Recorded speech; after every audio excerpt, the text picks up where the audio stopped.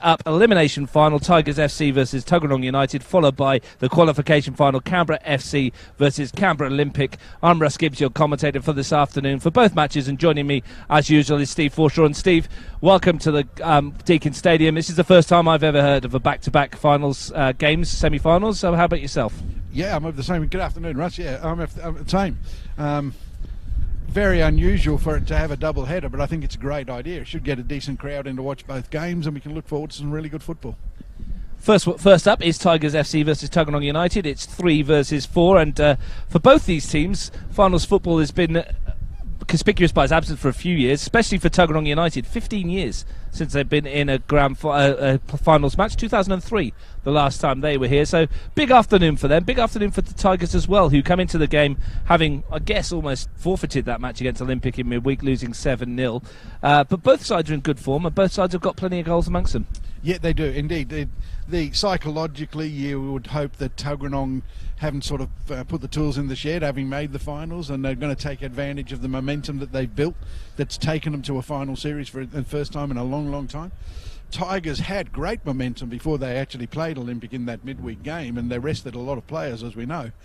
And I think it may have been a risk just one too far. And today, Tuggeranong, I think, will go into the game very confident. Both these teams have been in have two grand final wins under their belt. Tuggeranong United, both of theirs from back in the early 90s, and Tigers had to wait an awful long time, 60 years, before they got their first grand final victory against Olympic. And for a side that's been there or thereabouts in finals football for a long time, pushing for that kind of thing, that was a long wait for them, wasn't it? Yeah, surprising. I didn't realise that it would take them so long before they cracked the big one. But they've been very consistent since winning that game against Olympic in their first grand final success.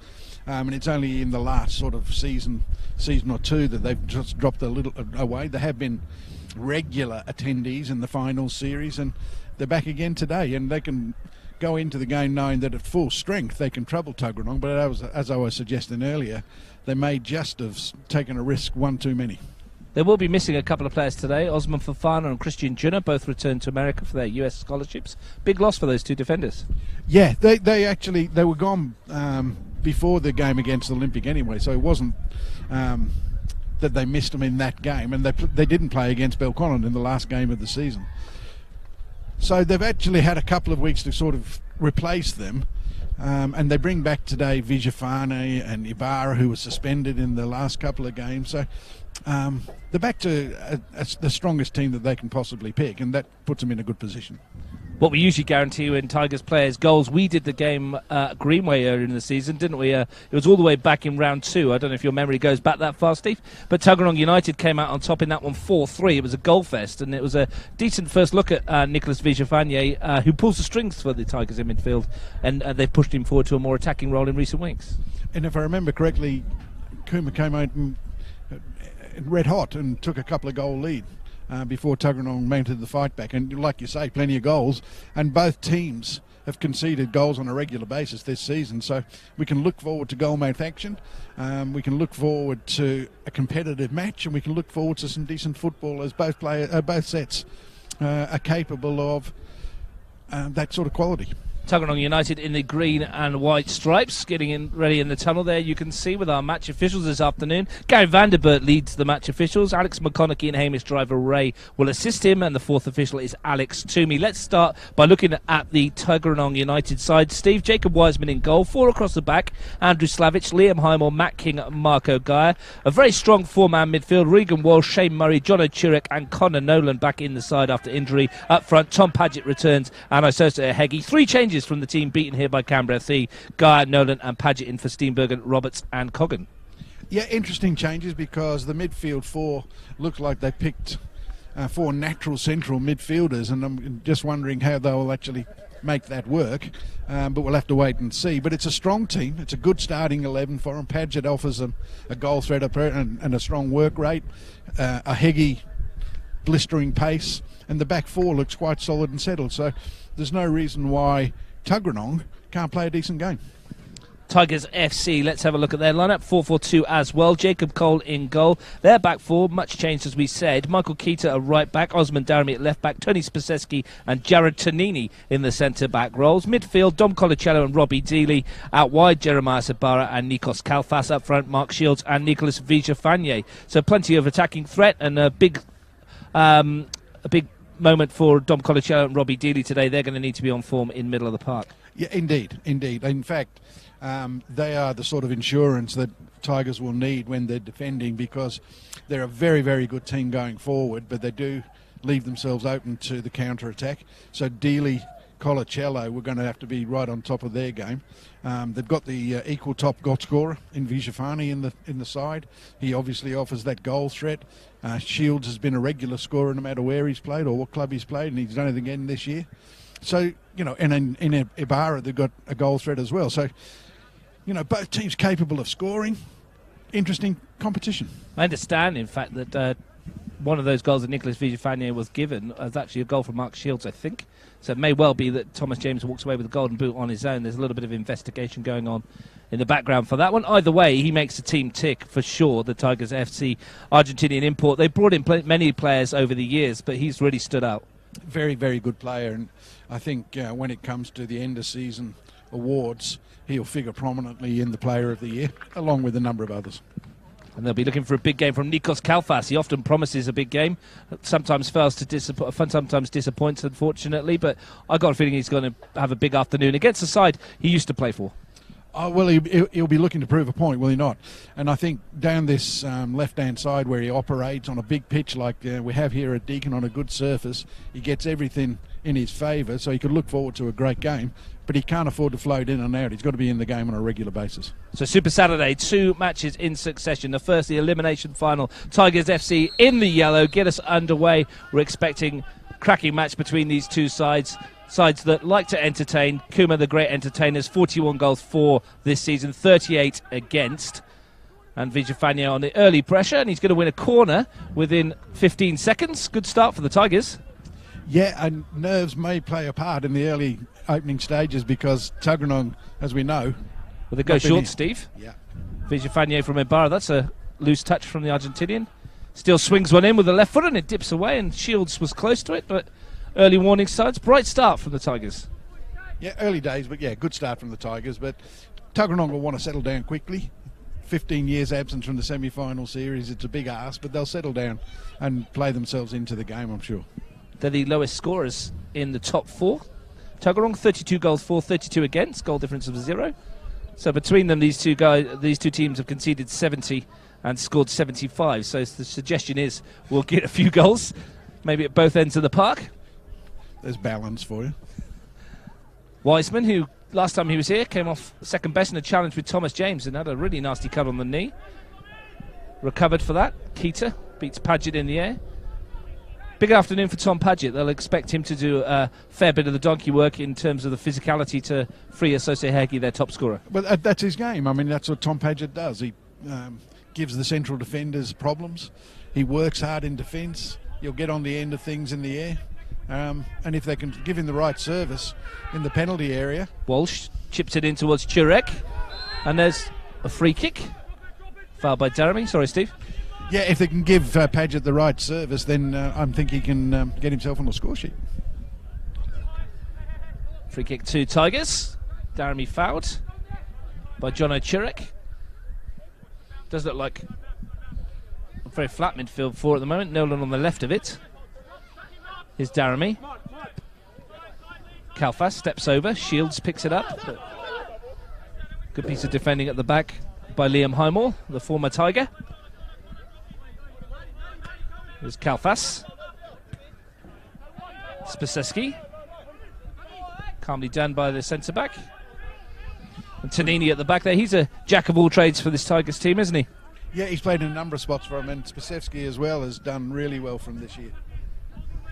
One of those players, Jared Tonini, that goes under the radar quite a bit in these sides where the focus tends to be on your attacking talent. Slavic ball forward to Ihegi. Spaseski in to win. Asked a fair bit of the Greek winger there, though. Yeah, he was still recovering from the last tackle, so... Slightly misplaced pass. Here's Murray.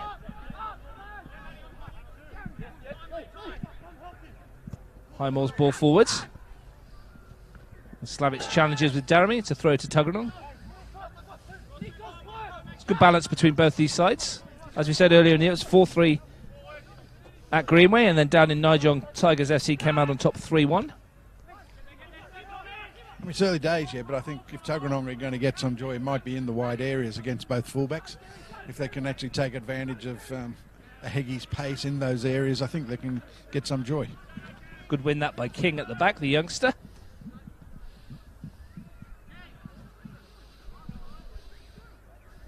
Tigers with a throw right in front of the Tuggeranong supporters. They've all gathered in that crowd. That little spot. And the best venues in Canberra, Deakin Stadium, Canberra FC, the home side here, and they'll be in action in the qualification final a little later. Won their 23rd league championship last week and thoroughly deserved as well, Steve. Yeah, they've proved to be the best team in the competition this year by a long chalk. But you couldn't ask for a better day, Russ, for football. Perfectly still, great pitch, not too hot, not too cold, just absolutely ideal. Here's Ibarra. Did threaten to rain earlier, it might get some a little bit later. Shields with the touch. Ibarra finds Keita. Padgett clears. Ball forward by Tonini. Good win that by Dealey. Falls for Vijafanye. Looking for a runner outside him. He's got Ibarra. This is an opportunity for the Tigers. Good piece of defending back there by Marco Gaia, though, for Tuggeranong. Threatened to open up a moment there for the Tigers. Here's a Heggie. A bit short. Churek couldn't get there. Kalfas. See what he's trying to do. Squeeze it through for Shields. Gets a second opportunity.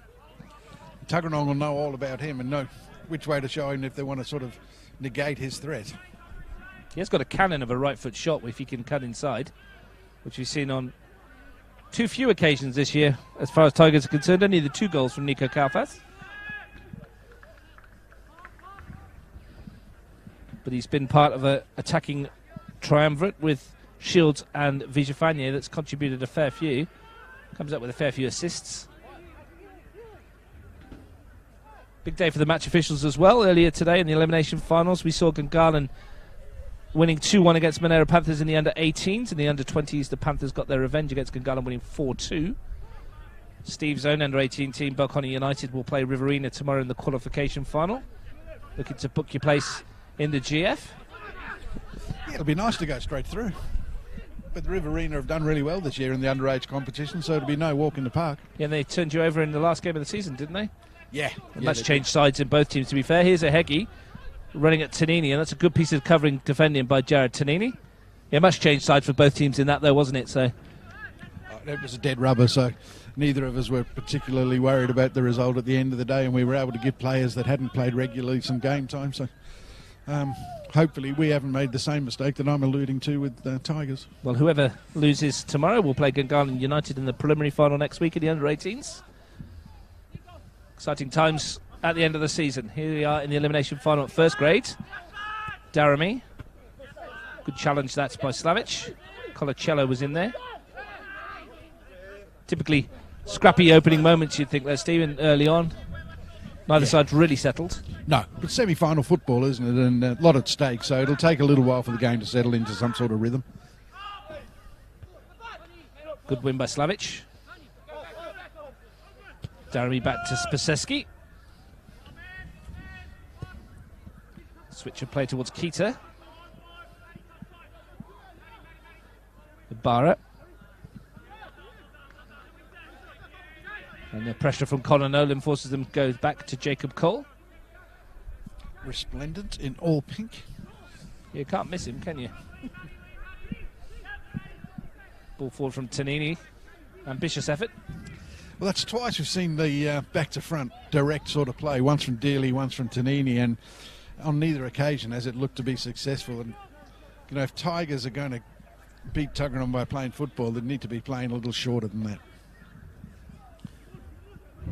King brings it forward. Padgett was there. Beaten to it by Colacello, though.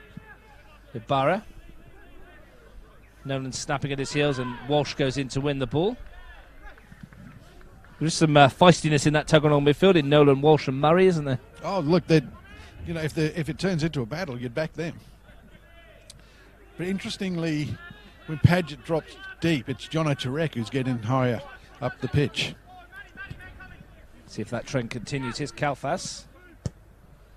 Looks for Shields. Good-looking ball as well. Might come for Vijafanye.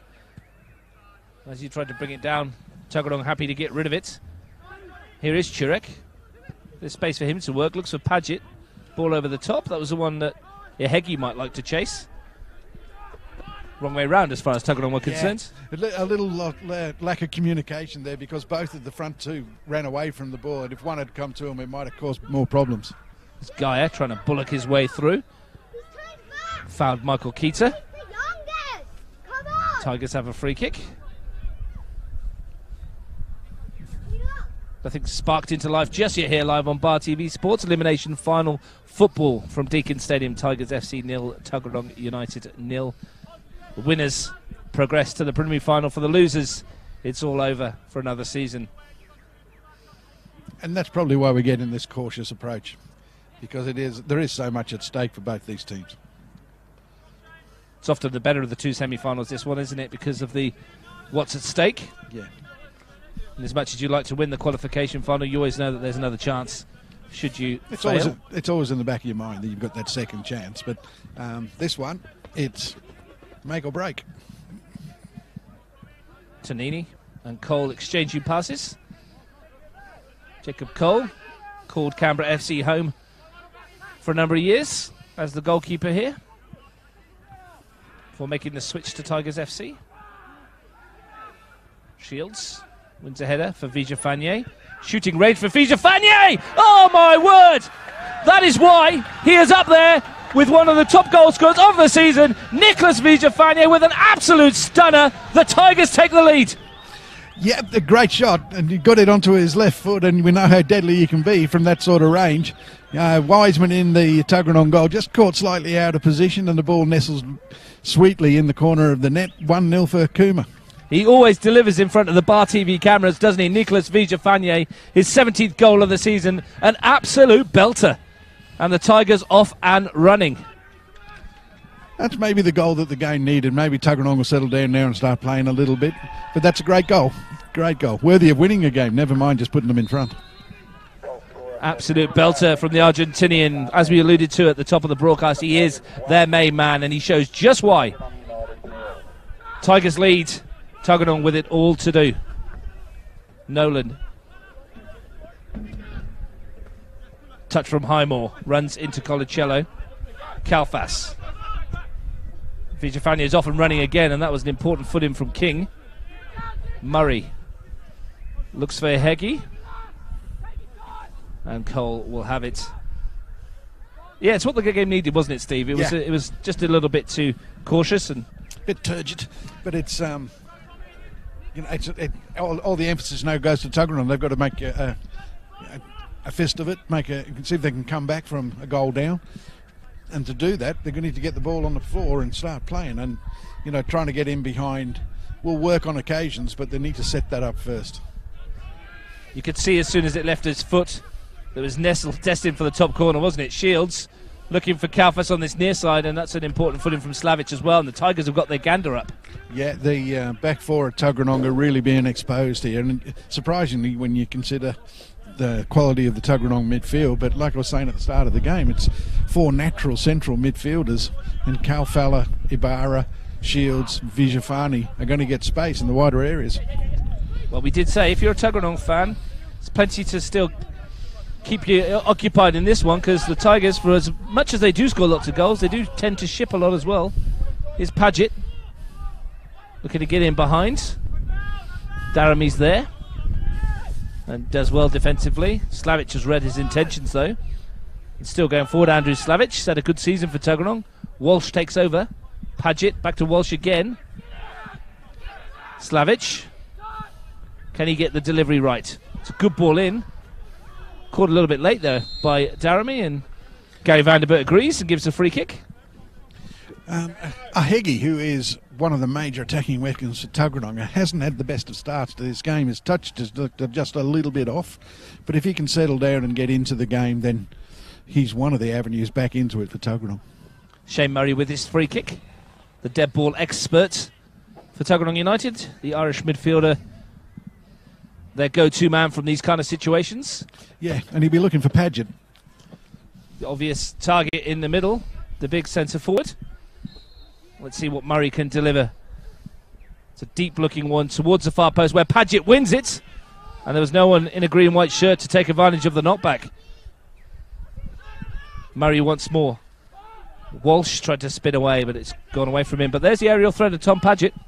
Yeah, Tuggeranong will be a little bit disappointed with themselves that they haven't had people at the back post for the knockback, because they've won the ball and he's got it back into a good area, and it's a tap-in if you make the run, and just anticipate a little bit. Tigers lead then, thanks to that goal from Vija Fanier. To be honest, I expected to be saying that at some stage today. He has scored in 7 games in a row prior to the Gungahlin fixture, and now has 13 in his last 11 matches. Some record. Yeah, the boy's a match winner. He's a match winner. Been bundled off the ball by Murray on that occasion, and now here's a Heggie with a pocket of space to work in. Good ball across the face of the box, and Chirek was coming in, but Cole was there. That's where they need a Heggie to be running those channels. Absolutely. That's much better from a Tuggeranong point of view. The service into the box wasn't, and he might have taken an extra touch and gone in himself a little bit deeper, but they exposed the space, took advantage of it. Much better football from Tuggeranong. Dealey started the season with the Monero Panthers, mid-season transfer. It's worked out quite well for Robbie Dealey, that. Shout out to his former roommate, Darryl Hall, who was playing with Monero this season. He's now gone back to the UK after winning his first pro boxing fight in Canberra last week. Second round knockout for big Darryl Hall. Yeah, I saw the result of it. That's a great result for him. Doesn't mind a Barney, does old Darryl. And proved it on the professional level there, so congratulations to him if he's watching this. Might be tuning in to watch Dealey play. Here's Murray. I'm sure there's some family of Shane Murray watching over in Ireland. A Heggie offsides. Yeah. It's just not quite switched on enough at the moment. And he can have moments like that, I say. So he can be in and out of games on a regular basis. When he's in, incredibly dangerous. When he's off, he's just a little bit of a passenger, and he just needs to buck his ideas up a little bit if he wants to help Tuggeranong get back into this game. Quarter of an hour gone live on Bar TV Sports. Elimination final football 1-0 to the Tigers. Tigers FC 1 defeat in their last 10 matches. That was the 7-0 loss to Olympic, which, as we said earlier, was almost one that they gave up the ghost on that one by selecting a weakened side, but take nothing away from Canberra Olympic on the evening. But 1 defeat in 10, that's good form. Oh, great form. And certainly in the second half of the season, they've been the form team. Bit of trouble at the back here for Tuggeranong. Mightful for Vija Fanier again, and there he is once more. Nicholas Vija Fanier at the double for Tigers FC. A calamity at the back for Tuggeranong. The Argentinian takes control of the situation and swivels and fires home. Tigers 2 to the good. Mountain to climb now for Tuggeranong, and that defending's just not up to scratch, and Mitch Stevens will be ropeable, I'm sure, about their failure to deal with what was a fairly innocuous incursion into the penalty area. Nonetheless, Vijafani, if you want somebody on the ball in those sorts of areas, he's the man, and he's tucked it away with some aplomb. 2-0, mountain to climb. 2 chances, 2 goals for the Argentinian. And Tuggeranong, as Steve says, have a long way to go now if they are to make next week's preliminary final. We promised you goals, 2 already in the opening 16 minutes or so. What have Tuggeranong got in response? Test of character now for them, and they've shown throughout the season that that they're not ever out of a game entirely. I mean, I think they were 3-1 down or 3-0 down against Monero in one game and still came back and won 4-3. So you wouldn't write them off completely, but my goodness, they've got some work to do here. Their last finals match, as we mentioned before, is on the 14th of September 2003 against Gungahlin Juventus. They lost 3-0 in that one. They'll be hoping that they don't do the same this afternoon. Goals on that day from Neil Stoddart, Steve Lazari and George Katanach for Gungahlin Juventus. That's how long ago it was. Some of those boys kicking around in Masters still. Oh, yeah, they are. Neil Stoddart's still heavily involved with Belconnen United. He coaches the 16s buds and plays with the Masters. George is still around, I think, in the police force now with his brother. And Steve Lazzari's been banging in goals left, right and centre for as long as we can remember at every level in Canberra. Interestingly enough, that day, on the bench for Tuggeranong Juventus was a young Mitch Stevens. Ah, there you go. There you go. And he... well, he's on the bench again today. He but is on the other coaching side. Tuggeranong United, hoping for a similar kind of scoreline from his point of view. At the moment, his side is 2-0 down. A couple of goals from Nicholas Vijafanye. Robbie Dealey behind this free kick. Looking for Ibarra. Guy has gone the closest man to him. Back to Vijafanye again. You wouldn't bet against him completely a hat-trick today, would you? No, not at all. I mean, it's 2/3 there already, and we've got a long way to go. But the... I wouldn't be giving you good odds. I mean, my assessment of the Tigers Olympic game and that might have sort of psychologically put them behind the 8 ball has proved to be way off. This is what they can do to you, though, the Tigers, when they're on form. Gabby Wilkes' team. It's been in charge of Tigers SC for as long as anyone can remember. As I said before, they've had only one league title in their history in 2014. 2 grand final wins. 2006, they beat Canberra Olympic 2-1. They won that grand final from 4th place on the ladder as well. So they've done this kind of thing before, coming through from the elimination final. And in 2012, they beat Belconnen United 2-1 when they finished 2nd on the ladder. Yes, yeah. Stephen Dominici actually scored the winning goal that night, and it was a cracker. Absolute perler, wasn't it? Yeah, top corner job. Very similar in where it nestled in the net to where Vichafanye's has done. Absolutely. The first one today. Stephen Dominici, you'll see him in action later on, leading the line for Canberra Olympic in the 1v2. Yeah, you'll be hoping for something similar, I'm sure. Tuggeranong United, as they look to battle their way back into this side match. They're 2-0 down. Here's Daramy. Bit of a mistake by him. Churek's got a touch on it, and Regan Walsh goes down. That should be a free kick. Easy decision for Gary Vanderput. Chance for Murray to load something into the penalty area. Silly free kick to give away, and we've seen all year that teams have been reasonably effective from set pieces, but he's going nowhere. He's facing the touchline. No need to be sort of making a challenge, but free kick's been given, and once again get the Irish maestro on the ball and Padgett taking up his position towards the far post. Bit of size in Jono Churek as well, hanging around towards that far post. Murray with the set piece. What's his delivery like this time? Another good looking ball in towards Churek. Half cleared. Keita got it away. Threatening every time that delivery goes in. Here's Nolan. Now Gaia. Nolan again. Runs into Ibarra. Thought the free kick was going to be given. Referee had the whistle to his mouth. Nolan carries on though. Gets it back. Good build up this for Tuggeranong. Nolan in towards Padgett. Ihegi. Shot might have been on. It is now for Murray, who bends one towards the bottom corner. And Shane Murray gets Tuggeranong United back into the match. A little bit of history. Their first finals goal for 26 years. That's a long time to be waiting, but it's the most appropriate time you could think of, because they needed to be next on the score sheet. And Murray's tucked that away, and it was almost slow motion as everybody stood still to watch what happened with Connor Nolan. Coomer anticipating a free kick that wasn't given. The ball gets into the penalty area. Padgett's able to take it on his chest. Ihegi has a touch. Eventually it comes to Murray, and he just swings his right foot at it, lazily sticks it in the bottom corner. 2-1, game on. Over a quarter of a century between finals goals for Tuggeranong United. Shane Murray brings them back into it. The last time that Tuggeranong United scored a goal in finals football was in 1994 on Grand Final Day against Canberra Olympic. It was a penalty by Steve Bryant on that occasion, and the man brought down is the Cooma Tigers technical director, Lino Fiorese. You've got the stats, haven't you? You've done your history, haven't you? You've done your research. Done a bit of research. It's a long time between drinks for a goal for Tuggeranong in finals football. Can they move on? Or will the Tigers have something in response for themselves? Here's Ihegi racing into the penalty area. He's on his own, have to do it all himself. Spaseski denies him the opportunity. We've got a finals match now. It's a good game now. It should be all to play for. But Tuggeranong, I mean, Ihegi's in behind there and he had nobody to play with, and that's what's going to happen if Padgett keeps coming deeper and nobody goes beyond him. In the early stages, Chirek was, but that just seems to be dropped away a little. Tigers looked incredibly comfortable at 2-0. Now it's a different game. Well, not dissimilar to the game at Greenway. Absolutely, and Tuggeranong came back to win that one 4-3. We did say that Tigers concede goals as well as score.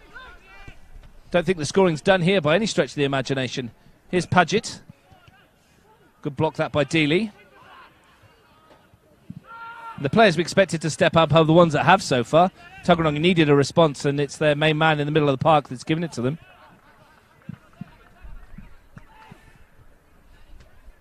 Nolan. Already you can see a lift in the Tuggeranong players, and it's almost as if the weight's been lifted off the shoulders, and it's just another game of football now. Wiseman at the back. He'd have been wondering what's hitting him in that first 15 minutes or so. He hardly touched the ball except to pick it out of the net twice. The young goalkeeper, I'm sure he wasn't slow to have a word with his defenders after that second one, Steve. Oh, he would have been really disappointed in the way they let him down. Dealey wins a header. Good, powerful win by the Kiwi midfielder. Trying to lift his troops. Maybe they took their eye off the ball slightly when they were 2-0 up. Well, it happens, doesn't it? But, full credit to Tuggeranong. We said that you can never write them off, and they're back in the game. Still a long way to go. And, you still fancy Kuma to be in the box seat, but Tuggeranong have given themselves a fighting chance. Both teams look vulnerable at the back, though. Defensively, they both look like they can concede more, so it should make for an interesting spectacle. From a neutral point of view, we'll be hoping there's bags of goals, both in this one and the next one. Here's Tanini. Tigers finished third on the ladder with 28 points, 2 points ahead of Tuggeranong United, who made finals football courtesy of Tigers knocking over Belconnen in the final rounds, while Tuggeranong were being beaten 3-0 here. There's a ball in towards Paget.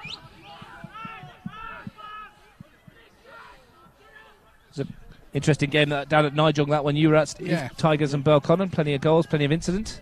Yeah, there was. I mean, I might sound a little biased, but for an hour we were the better team, and then the wheels fell off a little bit. Dismissal of Daniel Sparrow at 1-1 didn't help the situation. No. But, it was a concession of the first goal, the equaliser, that took the wind out of our sails as much as anything else. But that was history. We're all about what's happening today, and you just saw the ball going into the area and Cole dealing with it comfortably, but Paget left unmarked. Murray. It's back to Highmore. Happy to find Wiseman. Should be goals. If you look at the spread of the teams between the front three or the front two and the back four, there's lots and lots of room to play in midfield, and the team that can take advantage of that will probably come out on top. Paget battling with Keita, wins it, finds Ehegi, sits up Osose Ehegi, and you can see what was in his mind. Didn't quite get it right, though. No, it was worth a try. Almost landed in the basketball hoop behind the goal. That would have been a hell of a shot. Yeah, that would have been a three-pointer. Might have been one that went worldwide as well, a bit like the Kangaroo, where it was at this venue. If he had dropped that one in, we'd have just said, yeah, he tried that. That's become known now as the Gibbs Kangaroo. You know that, don't you? Is that right? Yeah. Added some bounce to your commentary. Absolutely. Let's hope he doesn't make a return appearance today. Terrible joke, by the way, Steve. We thought by this stage of the season they'd get better. Yeah, no chance. Shields holding the ball up nicely, looking for Ibarra. That's a lovely ball over the top to find the winger. Ibarra cutting in field. Murray, though, robbed him. Now Nolan sends Paget on his way. Tanini has the pace on the big striker. Willing as ever, Tommy Paget, to chase those kind of things. And here's Ehegi. Spaseski needs to be in control of this situation. He's not. And Cole is fouled by the Tuggeranong leading goal scorer. 10 goals this season for Isosa Ehegi. Just pinged for backing into the keeper then, but maybe a little soft, but giveable. Did well in the first instance to cause the mistake from Spaseski.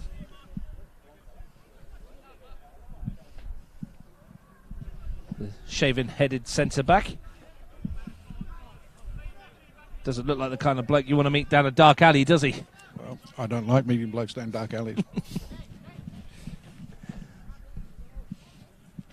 Is that a good season, Tony Spaseski? He's had a great season. Been one of the finds of the season, certainly from the Tigers' point of view. But generally speaking, one of the better defenders in the comp. Calm and composed on the ball. Physical as well. Good in the air. That's exactly what you want from your centre-backs. Highmore. Shepherded it out, but it's a Tigers' throw. Yeah, it certainly was. From my vantage point anyway, it looked a Tigers' throw. Kalfas back to Colacello. He's been quiet. Dealey wants it. Here he is again, Colacello.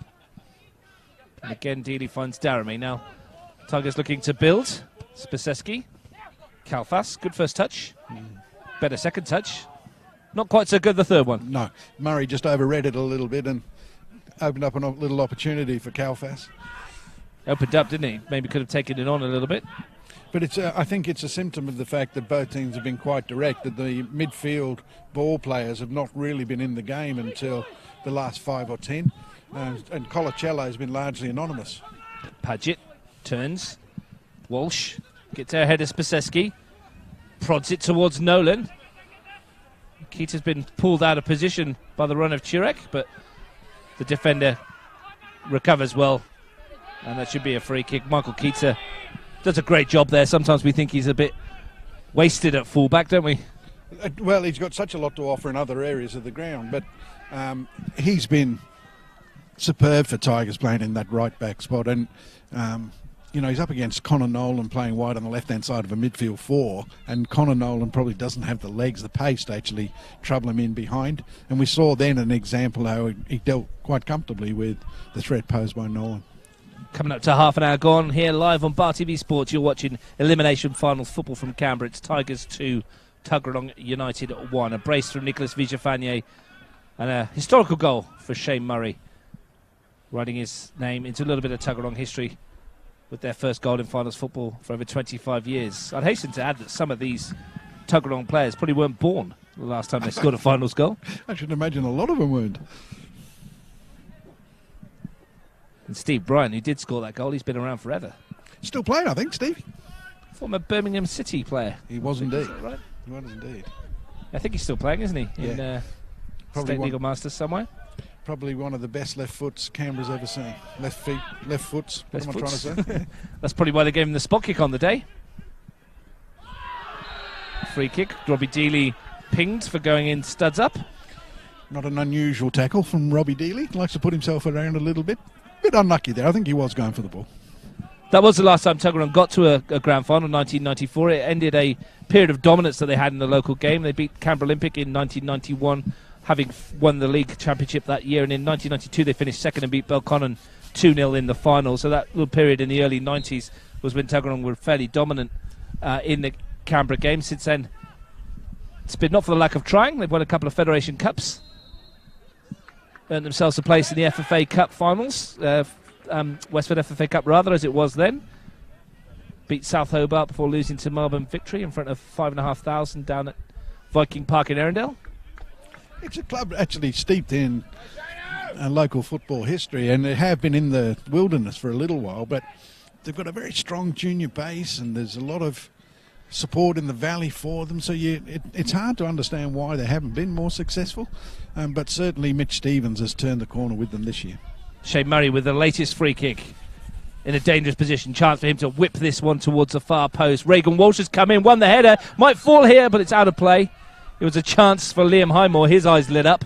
He thought he was going to equalise, but the ball just drifted out of play. Another dangerous ball in from Murray, though, and Tigers struggling to contain this aerial threat. They're not dealing with it at all, are they? I mean, we've been critical of the Tuggeranong defence for the second goal, but in each instance the Tuggeranong have had the opportunity to put the ball in the penalty area.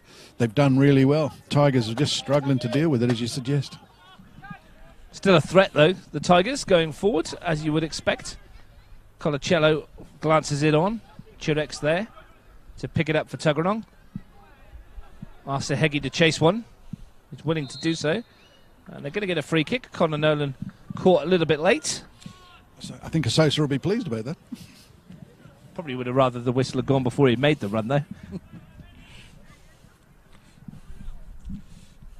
So for a game that looked fairly comfortable for the Tigers at 2-0 after about 15 minutes. Tuggeranong are well back in this now. I mean, it's a blistering start from the Tigers, 2-0 up. They've got the goal back and they're on top now. And then if they can get another one back before half-time, then we're in for a cracking second half. Nolan's robbed by Colacello. Chance for Vijafanye to send Ibarra running down the wing. King, though, is young and athletic and just sees the ball out of play. Settle into this first grade football, Matt King. There's a yellow card coming out here. And that's for Mark Shields. For a little bit of dissent, I presume. He had a word or two to say to Gary Vanderbilt. He's looked quite fired up today, Mark Shields, hasn't he? He's been involved in a couple of pushes off the ball and that kind of thing. So I don't know what he was complaining about there, though. I mean, the ball was overplayed. It goes over for a throw, and Matty King's defended it reasonably well. Ibarra, if anything, has gone in a little late. And Mark Shields has got himself booked for a throw-in. What I was going to say before that was that Matt King has settled into life in first grade football very comfortably. A great season at centre-back. He was a player that was identified really early on in the piece, that when he was playing 14s, 15s, 16s, as a player of the future, and he's really grown into the role at central defender. He's going to have some work to do later today, I'm sure. Slavic sends it down the line looking for Walsh. Got there ahead of Spaseski. Does very well, Regan Walsh. Paget helps it on its way. Keita was there. Solid defending. Colacello. Now Kalfas. Cuts inside Slavic. Handball was given. Advantage played. Here's Keita. Now Ibarra. Colacello. Back to goal. Tonini. And here that's forced to go all the way back to Jacob Goal. Good pressing from Tuggeranong. Forcing the Tigers to start from distance, and Paget half charged it down.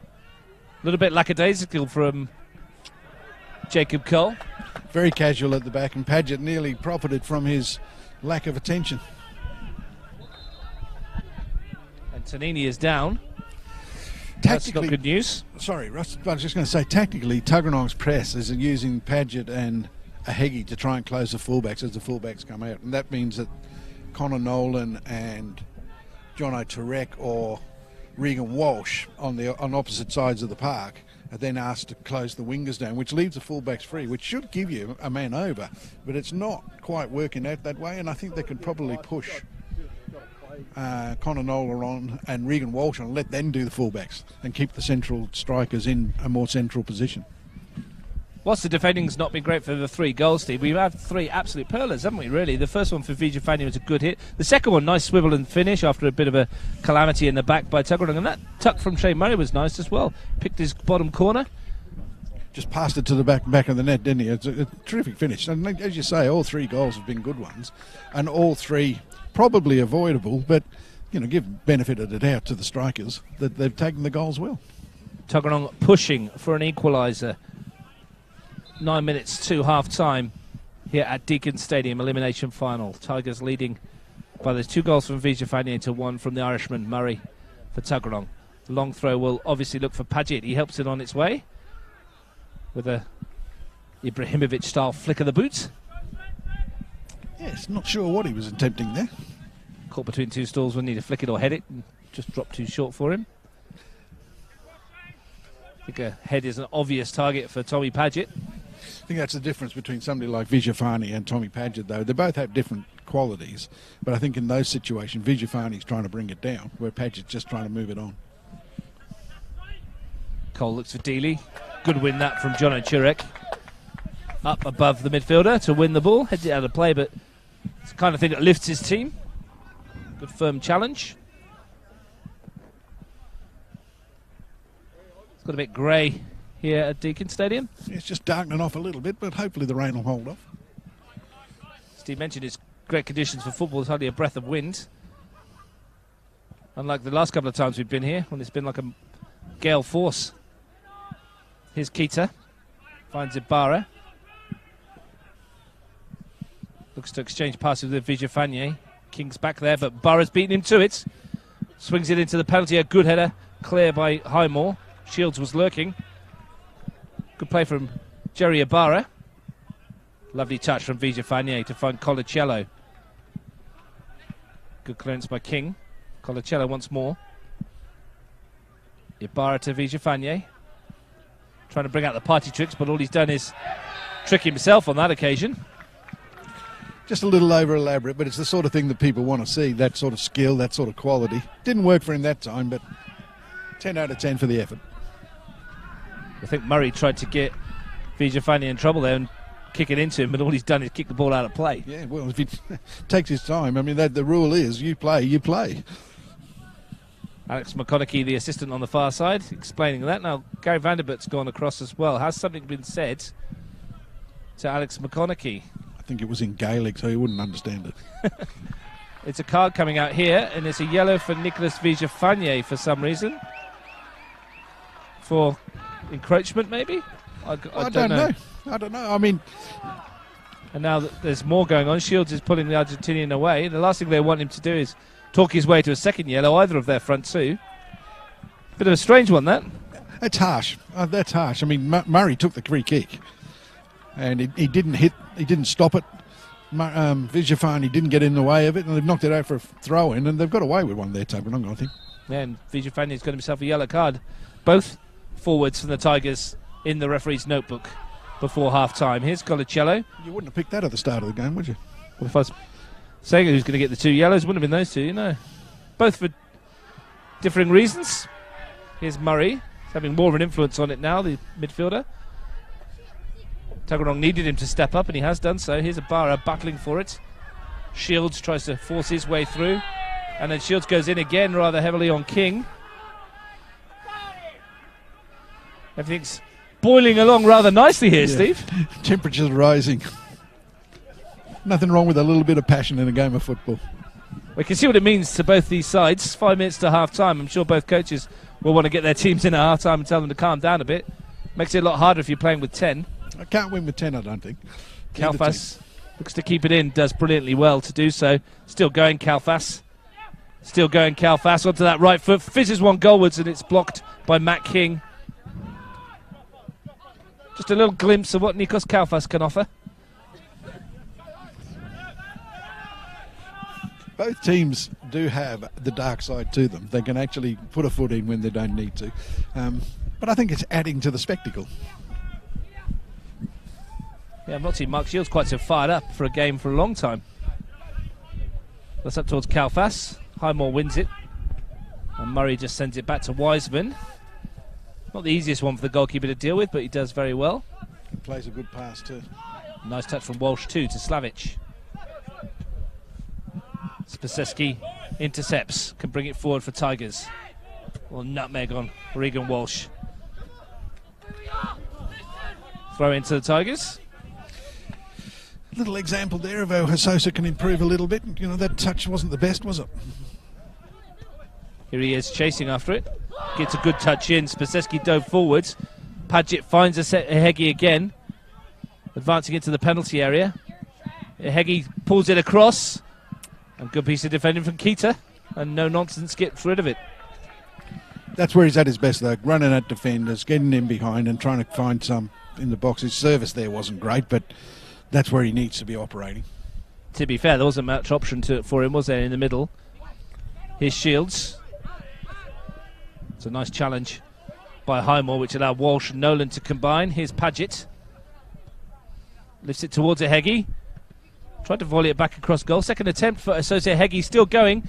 Pulls it back, and danger signs again for the Tigers. And this is where they break well, though. Here's Vijafanye. Kalfas.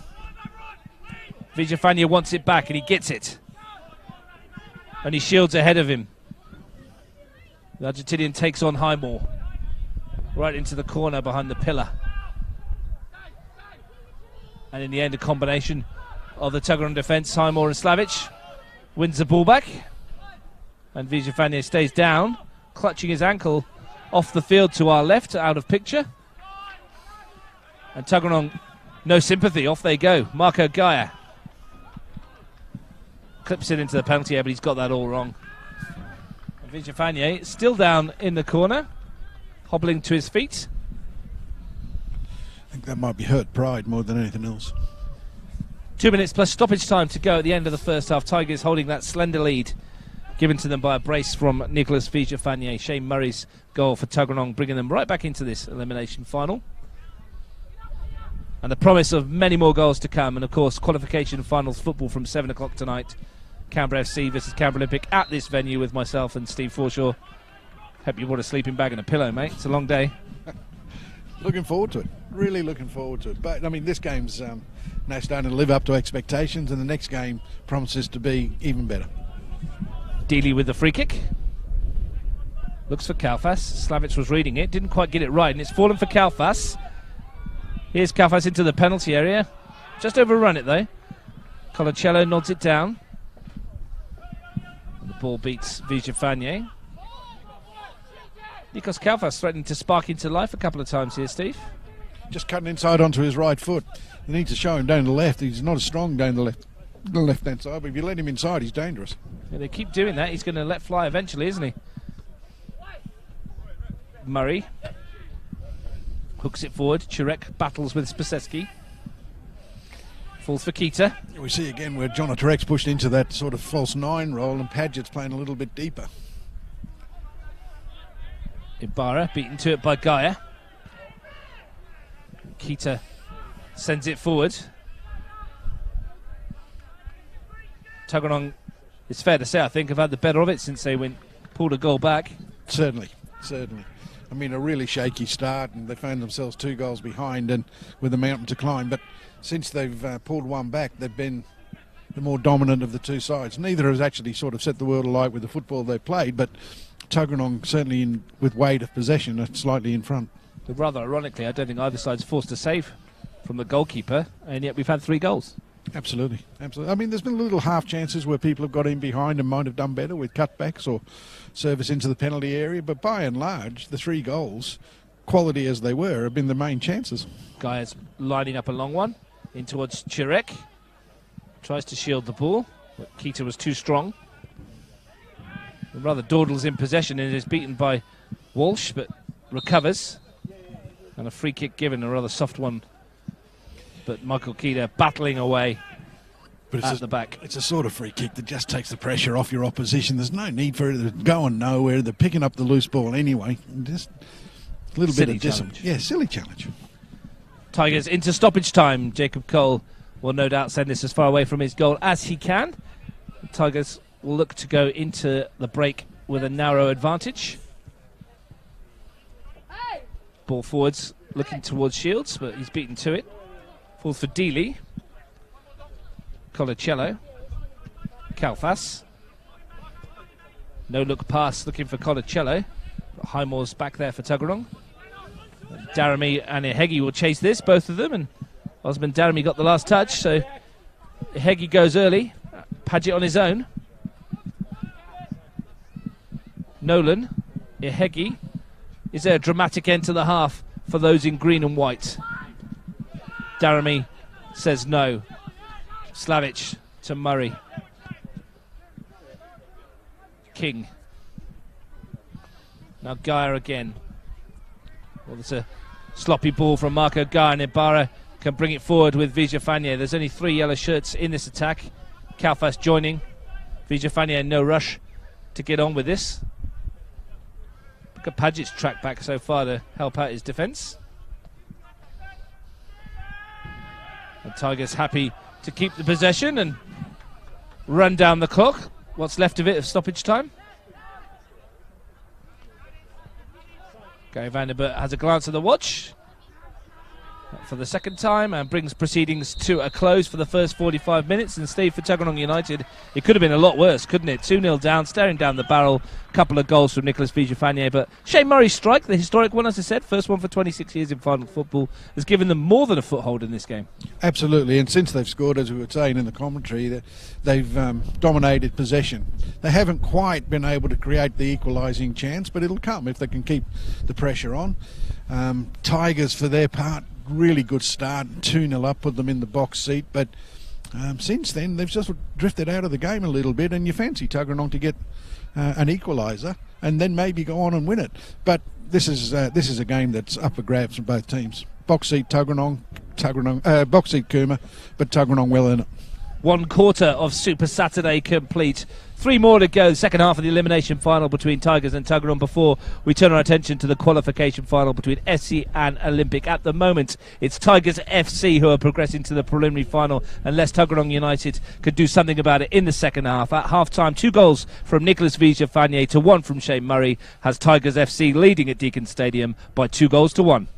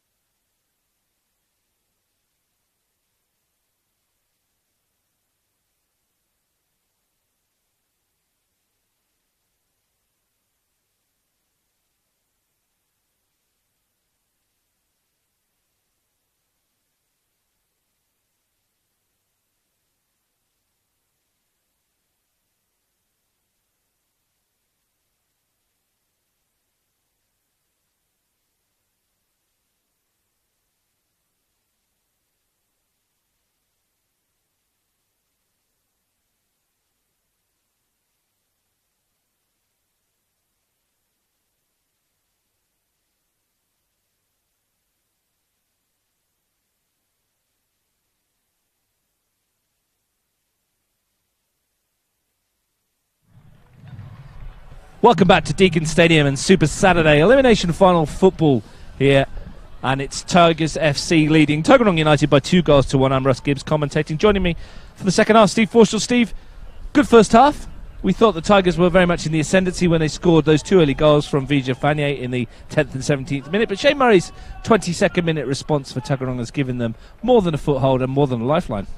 Absolutely. I think you'd summed that up really nicely, Russ. The game started off with Tigers racing to a 2-0 lead and then being pegged back, and since then Tuggeranong have really sort of dominated possession, and although they've only been half chances, there's been enough there for them to look forward to the second half and getting back into the game. The proviso being that they don't start off as shakily as they did at the start of the first half. Well, the 11 men that have tried to do that for Tuggeranong are as follows. Wiseman in goal, the back row of Slavic, Highmore, King and Gaia, Walsh, Murray, Chirek and Nolan across the middle, Paget and Ehegi up front. Tigers FC, Cole in goal, Kita, Tonini, Spaseski, Daramy across the back, Kalfas, Colacello, Dili, Ibarra in midfield, up front Shields and 2-goal Vija Fanier. Referees Gary Vanderbert, Alex McConaughey and Hamish Driver Ray on the line, and Alex Toomey the fourth official. A couple of yellow cards in the first half for Mark Shields and Vija Fanier as well, so they've got to be careful that they don't talk their way into a suspension. They do, because I think it's 2 yellow cards in the final series and you miss the next game, and they've got to play next week with that hanging over the head if the result stays as it is at the moment. So it's not just today's game that they've got to sort of tippy-toe around the rules of the game. Yeah, so if they win today, they obviously move on to the preliminary final next week to play the loser of the qualification final, which you can see live from 7 p.m. here on Bar TV Sports, home of grassroots football in Australia. Tom Paget about to take the kick-off for the second half. He was at more than a handful in the first half for the Tigers defence, and just in front of us in the commentary position, hands on hips, Isose Ehegi ready to get on his bike, and Murray thought about looking for him as the wind picks up and it threatens to get a bit darker here at Deakin Stadium. They might need to flick the lights on early. Ball forwards, which Chirek helps on its way. Paget's in the middle there and almost ran for the big centre forward. They'll be looking for a little bit more from Isose Ehegi. He is a match winner on his day. His pace is just electric. He sort of lets himself down every now and again because he drifts out of games, but if they can get him on the ball in the right areas of the pitch, he's somebody that Tigers will really have to be on their toes to deal with. Ehegi chasing in on this one. Good backheader from Spaseski, had enough on it to find its way to Jacob Cole, who sends a great kick forward, glorious ball up towards Vija Fanier, whose touch rather uncharacteristically lets him down on that occasion. Young Matty King just got caught under the flight of the ball there, could have been dangerous. Wonderfully struck clearance though from Cole, wasn't it? Flat and straight to Vija Fanier, causing all sorts of problems in the Tuggeranong defence. It's great when you've got a goalkeeper with distribution like that. Yeah, fantastic. Turn a defence into attack with one foul swoop, but that wind may, as it picks up, might just be in favour of Tigers as well. Feels like it's blown right in my face, Steve, at the moment. Here's Gaia bursting down the left flank, looking to fool Tonini and Spaseski. And Cole has it at the back. It's a threatening rain, that wind, I think. Here's Ibarra. It's going to cause issues for the defence if it swirls around. Dili gets involved in the challenge. Good strong one on Murray, but Guy is there to pick up the pieces. Skips away from Ibarra, and Dili again. Second time in moments that he wins a tackle. And then shows he's got a bit of silkiness to go with the steal. Tonini, Ibarra, Shields, Vija Fanier, promising move this. Shields goes for the return, flag stays down, and Wiseman diffuses the problem for Tuggeranong. Once again we see an example of where defensively Tuggeranong are just a little bit vulnerable. Ehegi battling with Spaseski and winning a throw off the defender, which Andrew Slavic will take.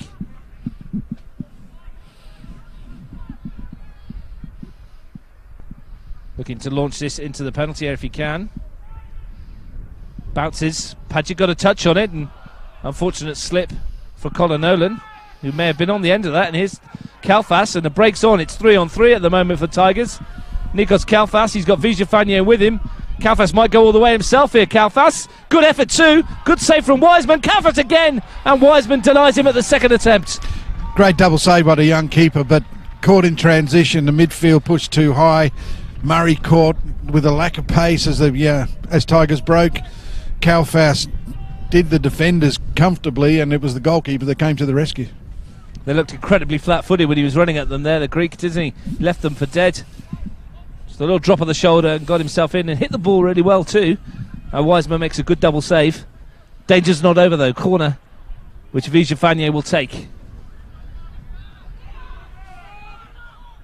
Look to send it into the cluster of yellow shirts towards the far post.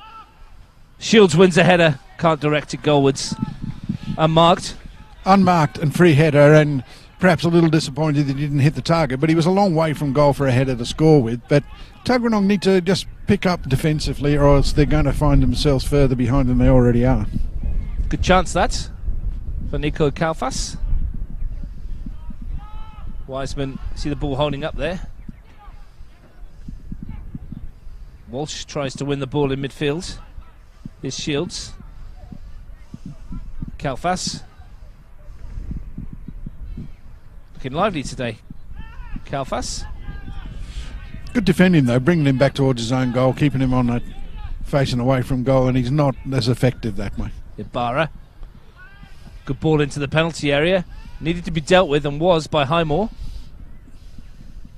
Tuggeranong can't clear it though, and here is Kalfas again. Started the second half very brightly. Colicello looks for Ibarra. Good touch from Jerry Ibarra into the penalty area. Goes down to the challenge and nothing doing.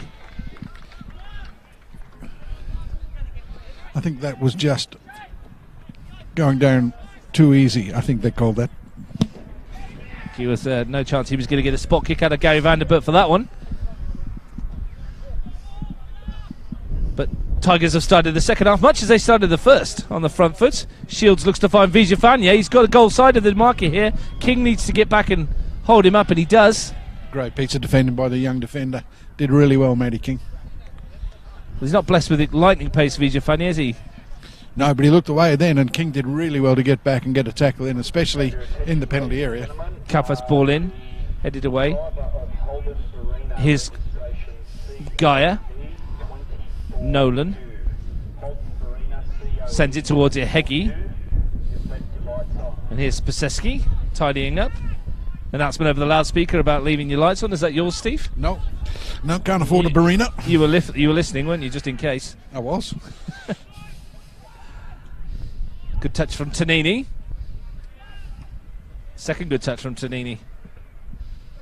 Dealey battling with Murray. Leaves a little calling card on the Irish midfielder there, Robbie Dealey. Free kick to Tuggeranong United. Well, let's see what they've got. Well, Murray goes short. Walsh, all a bit rushed, but Ihegi's got away here for a moment. Spaseski's first real area. Here is Ihegi on the turn. Good save from Cole. And the follow-up falls for Gaia. Chirek was hanging around looking for a tap-in. Ihegi showed us just what he can do then. That's a ball in from Murray, and Spaseski slices this one. Shaky couple of minutes for the defender. Yeah, they've dealt with it, but just. Goalkeeper's made a good save, but that's Ihegi at his best, is it not? It got in and forced the keeper into making the save.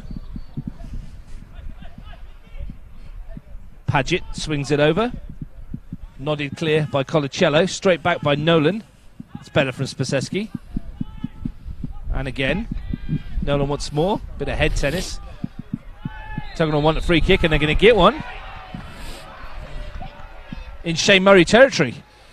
Danger signs now for Tigers. They started well the second half, but for the last couple of minutes it's been all Tuggeranong, and we've seen Higgy produce a good save from Cole, and now, as you suggest, we're in Murray territory, and he's been really good from set pieces all year. Gabby Wilk, fair to say, didn't agree with that decision. Well, I don't agree with Gabby Wilk. It looked a free kick to me. Well, let's see what Shane Murray can do. We've seen him from open play. We've seen him score a belter early on. Has he got something up his sleeve? Shane Murray.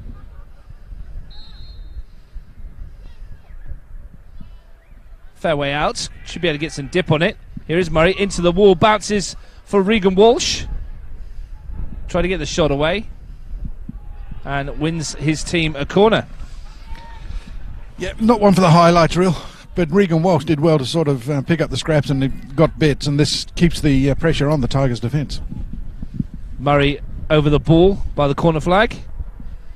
Good flat delivery. A Heggie with a header. Didn't get enough on it. No. But again, another free header. Both defences just struggling with the ball into the box from set pieces.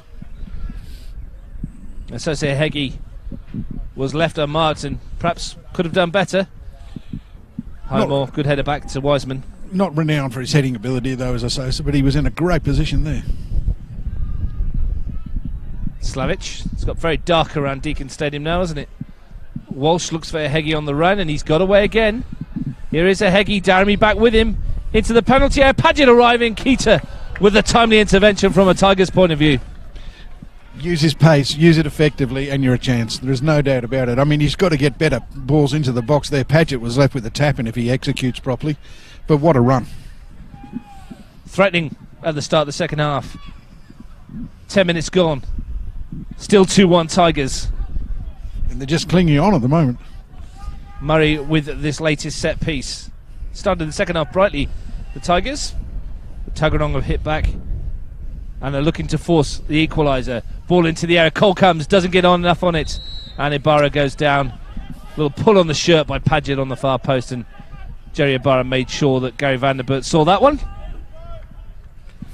Yeah, it was an overreaction. It probably was a free kick. I'm not disputing that, but it just lets the Tigers off.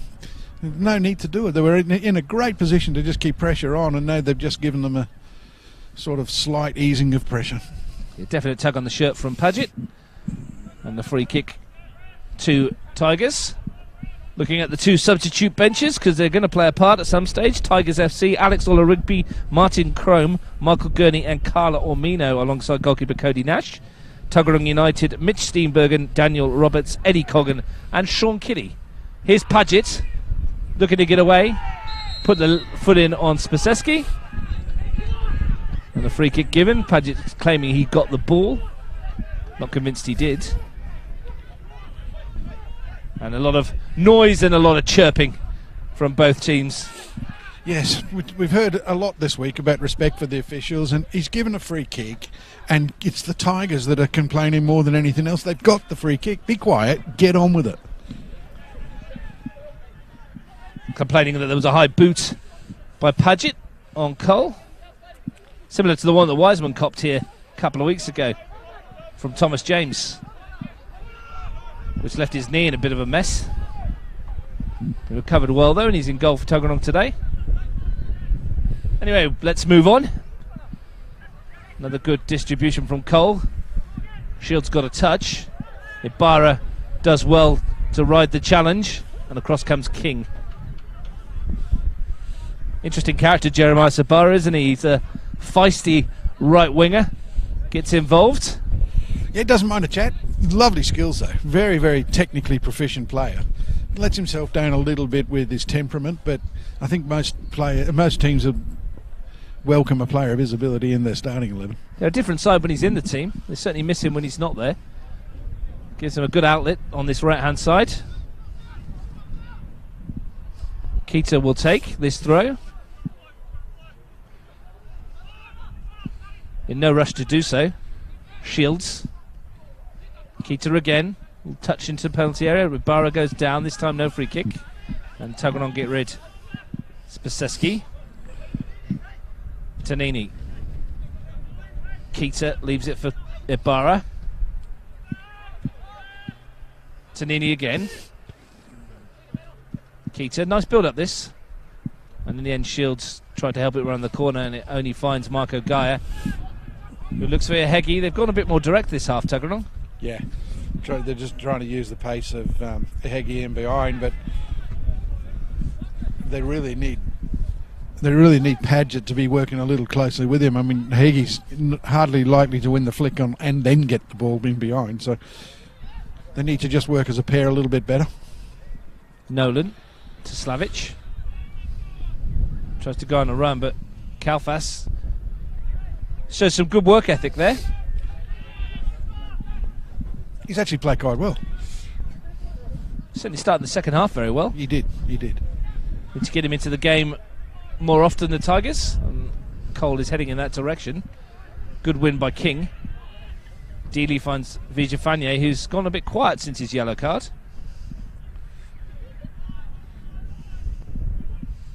Here's Daramy. And now Walsh. Daramy wins it back again. Better that they won the second ball there. I mean, both teams have just been a little bit direct and looking to pick up second ball. And Tuggeranong have just been on the back end of that a little bit when Tigers have gone forward. And you know, you saw an example of that where Shields gets the second, receives the pass after the second ball's been won in and around the back four. And Tuggeranong midfield just need to be a little sharper to make sure that can't happen. Another long throw. Chirek tried to overhead kick it into the penalty area. Vijafanye's touch is a good one. Shields is battling for this. And that's good defending from Highmore. And Guy gives it him back. And Shields not letting him rest on his laurels. And Highmore goes down. Another silly free kick. Shields protests his innocence. Gary Vanderbilt was on the spot and gives Tuggeranong another set piece. Consultation between Nolan and Shane Murray. And Murray, I think Nolan probably says, drop this in the penalty area. He doesn't. Goes to Gaia. Back to Murray again, and that's a siding challenge from Ibarra. Should be a free kick. Lucky not to get more than just the free kick given against him there. I think it was a genuine attempt to try and get the ball. He was nowhere near it though, was he? No. And he's got a let off there by Gary Vanderbilt. But maybe this time Murray will decide to swing it in the box. But this is a slightly better angle as well for him. So I think they'll go back post. And we'll have to wait and see. But they need to get somebody actually in areas to pick up the... in and around Padgett's knockdown or knock back across goal, yeah. I mean, as a striker, you'd want to be loving that ball back across goal. Just taking a gamble that he's going to win it. Have some faith in your teammate. Certainly got faith in Shane Murray to deliver most of these Tuggeranong boys. Yeah. And Regan Walsh looks like he might just be the person that could pick up or benefit from a knockdown here.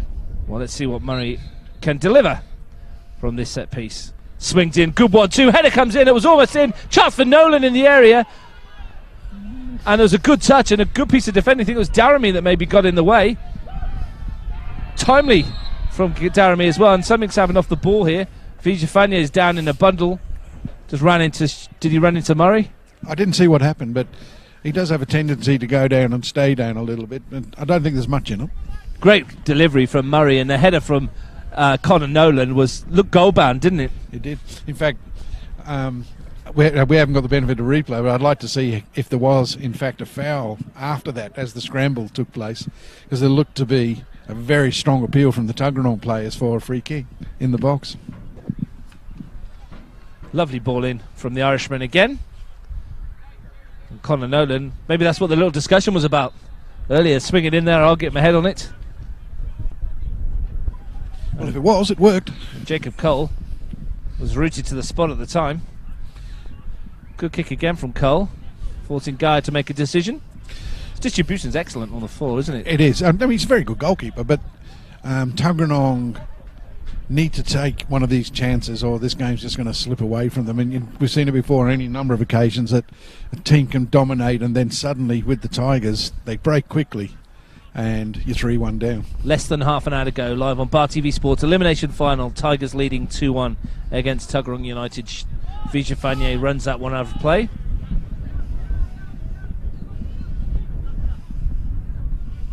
Might see some changes at some stage. Well, Eddie Coggan, the obvious one for Tuggeranong. Maybe Sean Kiddie's long throws might cause a few issues. Especially with Padgett in the area. Well, they've had some joy out of the throw-ins. We saw Matty Gerbisher doing a few for Canberra Olympic last week. Long throw into the penalty area. That's a delightful ball looking for Ibarra. He's going to get a second chance at it. Twisting and turning, firing it across, and that's a very, very good piece of defending from young Matt King to get a touch on that. Dangerous ball in. I mean, Ibarra's done Guy there like like a fish dinner, and whipped it in. And Matty King, wonderful header, deflected wide and out for the corner. So easy to turn that one into your own goal from that angle, but to get that angle on it and flick his head to clear it, superb piece of defending from the young centre-back. Danger is still here, though. And the Tigers will look to profit. Swung towards the far post where Ibarra wins the header. Keita goes for the spectacular. It's going to fall for Geyer, I think that was, who's been caught late by Ibarra. Free kick to Tuggeranong, nowhere near where Nolan and Murray are trying to take it from. That's ambitious. Nice try, though. Nice try. That's again Ibarra involved in a little niggle off the ball. Last warning from Gary Vanderbilt as well. You could see fairly clearly there that he told him no more, or you'll be in the book alongside your mates Shields and Vijafanye. Highmore out wide, good ball too. Slavic.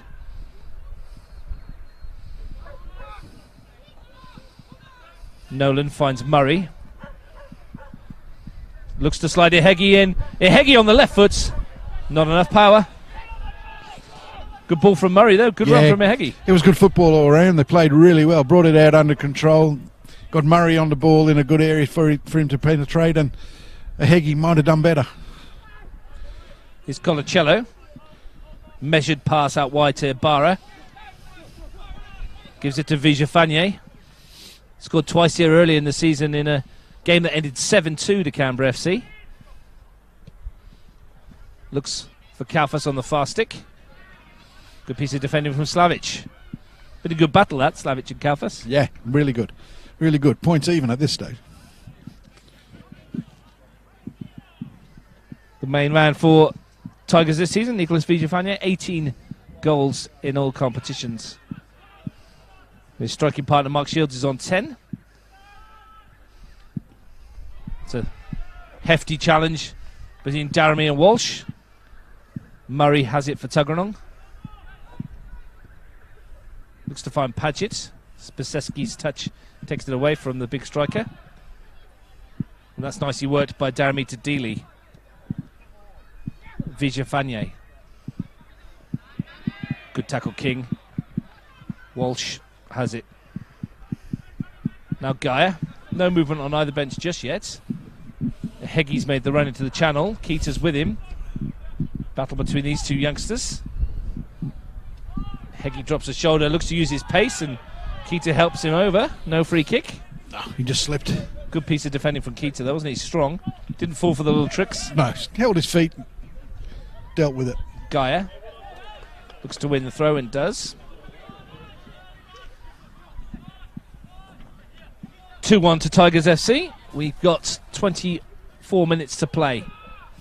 Keita slips at the unfortunate moment for Tigers, and Padgett's flick on almost found Chirek. Now the break is on again here. If Kaufas could take on Slavic. Slavic does his best to stand him up, but the Greek forward is just too strong physically. And then looks for the Hollywood ball towards Shields, which King intercepts. Good physical piece of play from Kaufas. Yeah, like you said, good battle. And it's a little bit end-to-end now, isn't it? The game's really opened up a little bit. Certainly has. Here's Geyer, looking to take advantage of a little bit of space afforded him. Oh, lovely place to play from Geyer. Here's a Heggie into the penalty area. Real chance here! It strikes the foot of the post! And Daramy gets rid of it. Was that the moment for Tuggeranong United? Ibarra's free on this side if they can find him. And Kaufas has looked for him. And he has picked out the winger. And in the middle of the park, tidying up, Tuggeranong need to be careful. Here's Ibarra. Dealey went down in a heap. And Tuggeranong's defence is a bit shaky. Murray tidies up, and here's Slavic. What a chance for Isose Heggie. He did everything right, and he couldn't quite find its way into the bottom corner. Came back off the post. Yeah, and you know, he has done everything right. He's got himself in behind. He's actually found himself a finish. But the rest of the Tuggeranong players were found a little bit wanting, because all they had to do was get somebody at the back post, and that's just 2-2. Well, he offers a lot of qualities, does Tom Padgett, in terms of his strength up front. He's not a natural goal scorer, though, drifting into those positions, is he? And on that occasion, you could see a chance goes begging. Yeah, and he just tends to play a little bit too deep for my liking. Yeah, stick him up top and get Heggie off him. Likes to get involved, though, and you can't question his work rate. Here's Kalfas at the other end. What is noticeable now that, Tuggeranong are ostensibly playing with 4 in midfield. Kalfas onto that right foot. But 3 of them are getting caught really high up the park, and Connor Nolan's really the only protection to the back 4 at the moment. Good to see some changes. Tuggeranong going for broke, it would seem, with half the second half to go. Middle of the game. Connor Nolan is in fact coming off. That's an interesting change. And Turek Looks as well. Like Nolan and Turek off, and Coggan and Roberts coming on. Yeah, I think Mitch has seen the fact that the midfield is just sort of running out of legs a little bit. So he's made those changes. And hopefully, from Tuggeranong's point of view, it just gives them an extra little bit of energy in there, a little bit of class. Roberts is a decent player. Well, Eddie Coggan's a goal scorer. Yeah, but he's joined a Heggie up front. That might mean that Paget's going to play deep. Ibarra, a lovely touch, but couldn't quite keep it in play. Guy with the throw. Walsh. Steps on the ball and then cuts inside Robbie Dealey. Still going Walsh. Paget's peeled off here. Tom Paget, chance for Tuggeranong perhaps, but Daramy was back. It's still alive for those in green. Roberts, his first touch. Another former Kuma player. Couldn't bring it under control. King. Almost fell for Tom Paget again. Ibarra's just going to get rid of this with a nice pull forward to Colicello. Vijafanye. Walsh swings it towards Coggan. He will chase with Daramy, and Osman Daramy treads on the ball, and Coggan tries to find his way through. Tuggeranong putting the pressure on here. Paget.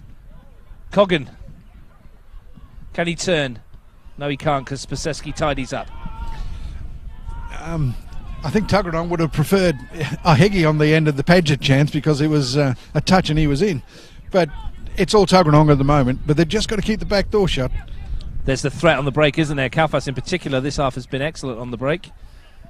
And Vijafanye has been unusually quiet for him, which usually means he's got something tucked up the sleeve. Yeah, he's one of those players that might just drift out and then he's going to pinch you one anyway. Alex Ola-Rigby is stripping off, ready for action on that far side. Is he going to come on with a beanie on? It wouldn't surprise you with Alex, would it? He's still got it on his head at the moment. On the far side, game goes on. Paget wins a header. Roberts, well, they skew-ifs that one into the air, and Colicello's there. And he loses out to Murray. Outstanding tackle from Shane Murray. Runners ahead of him. Coggan's one of them. Heggie. Oh, lovely touch. I saw Heggie in for Tuggeranong, and it's hit the post again. I think Cole got a piece of that. Super save from the goalkeeper if he did. He did for sure. Fantastic save from the goalkeeper. What a lovely move from Tuggeranong. And they didn't pick out the boy at the far post. I think Paget was in, and it was another chance that goes begging for Tuggeranong. Well, that's twice I suppose Heggie struck the upright. And Tuggeranong might be beginning to think it's not going to be their day. What a save, though, from Jacob Cole. Strong hand to push that onto the post. Alex Ola-Rigby, Sans headgear. He's taking it off. Who's he coming on for? Didn't see the Jeremy. Didn't see the board. It's Jerry Ibarra. Another forward. It's a bold move. Yeah, I wonder where he'll play him. Will he play him on this right-hand side of midfield, or will he drop Vijafanye a little deeper? He's now got Kalfas, Shields, Vijafanye and Ola-Rigby up front. Puts a lot of onus on Colicello and Dealey, doesn't it? Absolutely. It's a big call at 2-1 up with 17 minutes to play. And under the pump. Yeah.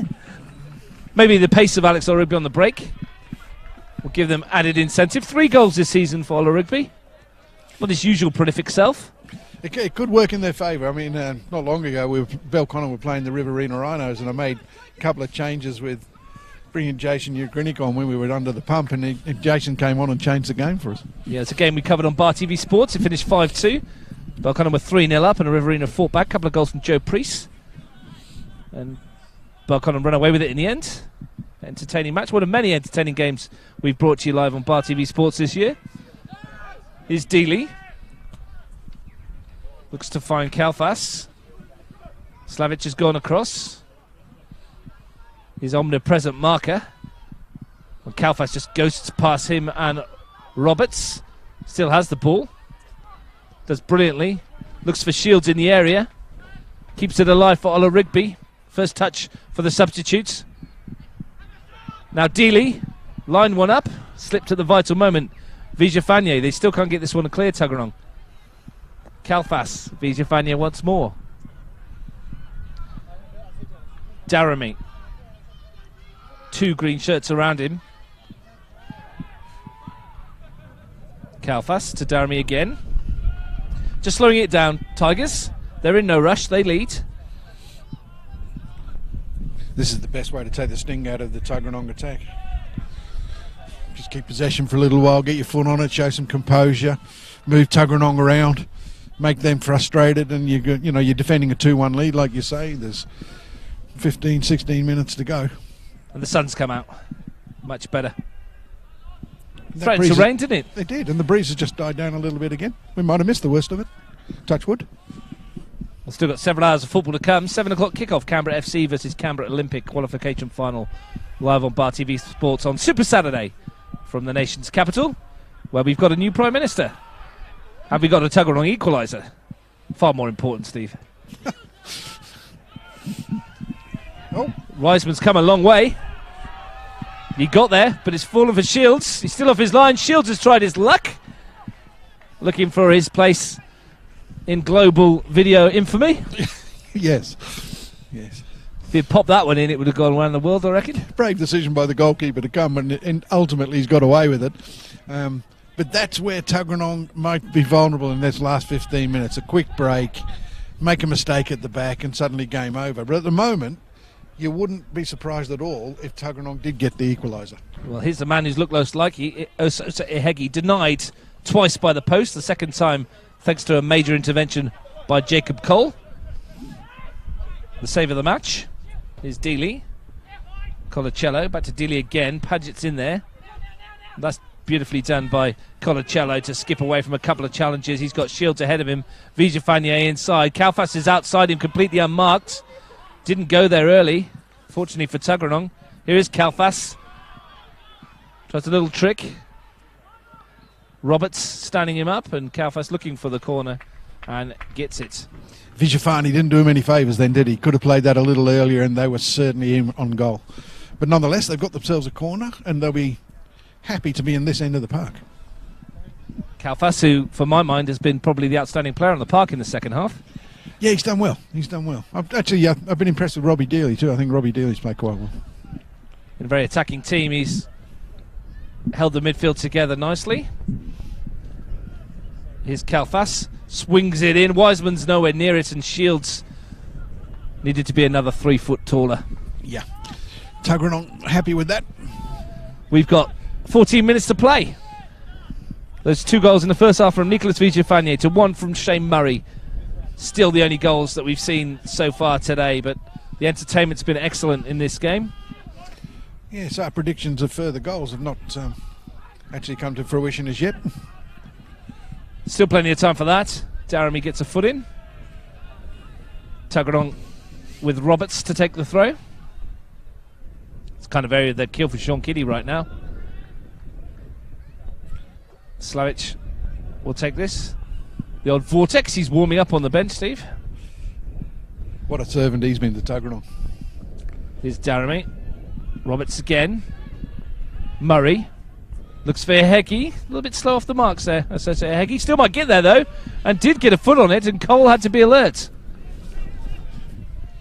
Suddenly found some spark of form in the second half of Ehegi when they've got the ball to his feet. Yeah, he's been much better. He's sort of made some really clever runs in behind. Like you say, he was just a little slow off the mark there, but he's causing the central defenders in particular all sorts of problems. His sheer pace got him there in the end, didn't it? Here's Roberts. A lot of space out wide for Murray. Probably not the man you want to leave on the ball. It's a good ball in looking for Coggan. And he used his arm to control it. Just ran away from the centre forward. Mitch Stevens is asking why, but probably didn't get the right angle we got. Looked like it came off the left arm of Eddie Coggan. Oh, it was handball. It was handball. I mean, I don't know what goes through the young man's head there. I mean, they're in with a chance. Don't give free kicks away. Let them make a mistake, and who knows, you might just profit from it. Maybe that's why Mitch Stevens was asking, what are you doing? Maybe that's... Yeah, I think it was sort of more in frustration with his own players than it was about anything else. Makes some brilliant movements, Eddie Coggan. At times, gets himself into some fantastic positions. Andrew Slavic told me that he makes terrible coffee, though. It wasn't the only one that complained. Here is Coggan. Challenge was from Shields. Said he needs to be careful. It was a good tackle, But Coggan, I think, is a very intelligent 9. He does make good runs. He gets in behind people. He gets off shoulders. He's just a little bit inexperienced, there is no doubt about it, and his touch just needs to improve, and I think he can go on to make himself a decent career in the local NPL. Here's a chance for Tuggeranong. Oh, and the delivery was all wrong in the end, and that's in the souvenir for the people that live in the houses behind Deakin Stadium here. Not the greatest of crosses. No. From the fullback. No. And, if you're going to get your fullbacks forward, you want better service and better quality than that, and they really did work an opening quite well, and it's just wasted. Just over 10 minutes to go then. Have Tuggeranong United got something in the locker to get themselves into the prelim final, or are Tigers going to hold on or even add to their 2-1 advantage? So many questions, Steve. At least we don't need to be working out who's going to finish where on the ladder today. Equation's pretty simple. Yeah, winner goes through, loser goes home. That's it. And at the moment, Tuggeranong are looking at hanging up the boot, so they need to bring a big effort in the last 10 minutes, and they might as well go for broke. Cole was a bit flatter on that. Spaseski helped him out, and Keita sent it forward. Shields. Alex Olaibre yips for the ball forward. In he goes. Chance here, and that's a good piece of defending from Guy. Got just enough on the ball to not send it past Wiseman. Good controlled header. Wiseman sends it forwards. Murray tries to roll Daramy. He's going to get there as well. This is the boy that can create for him. Here he goes, looking to do just that, and that's a good tackle from Daramy to deny him the opportunity. Spaseski, anywhere will do for the centre-back right now.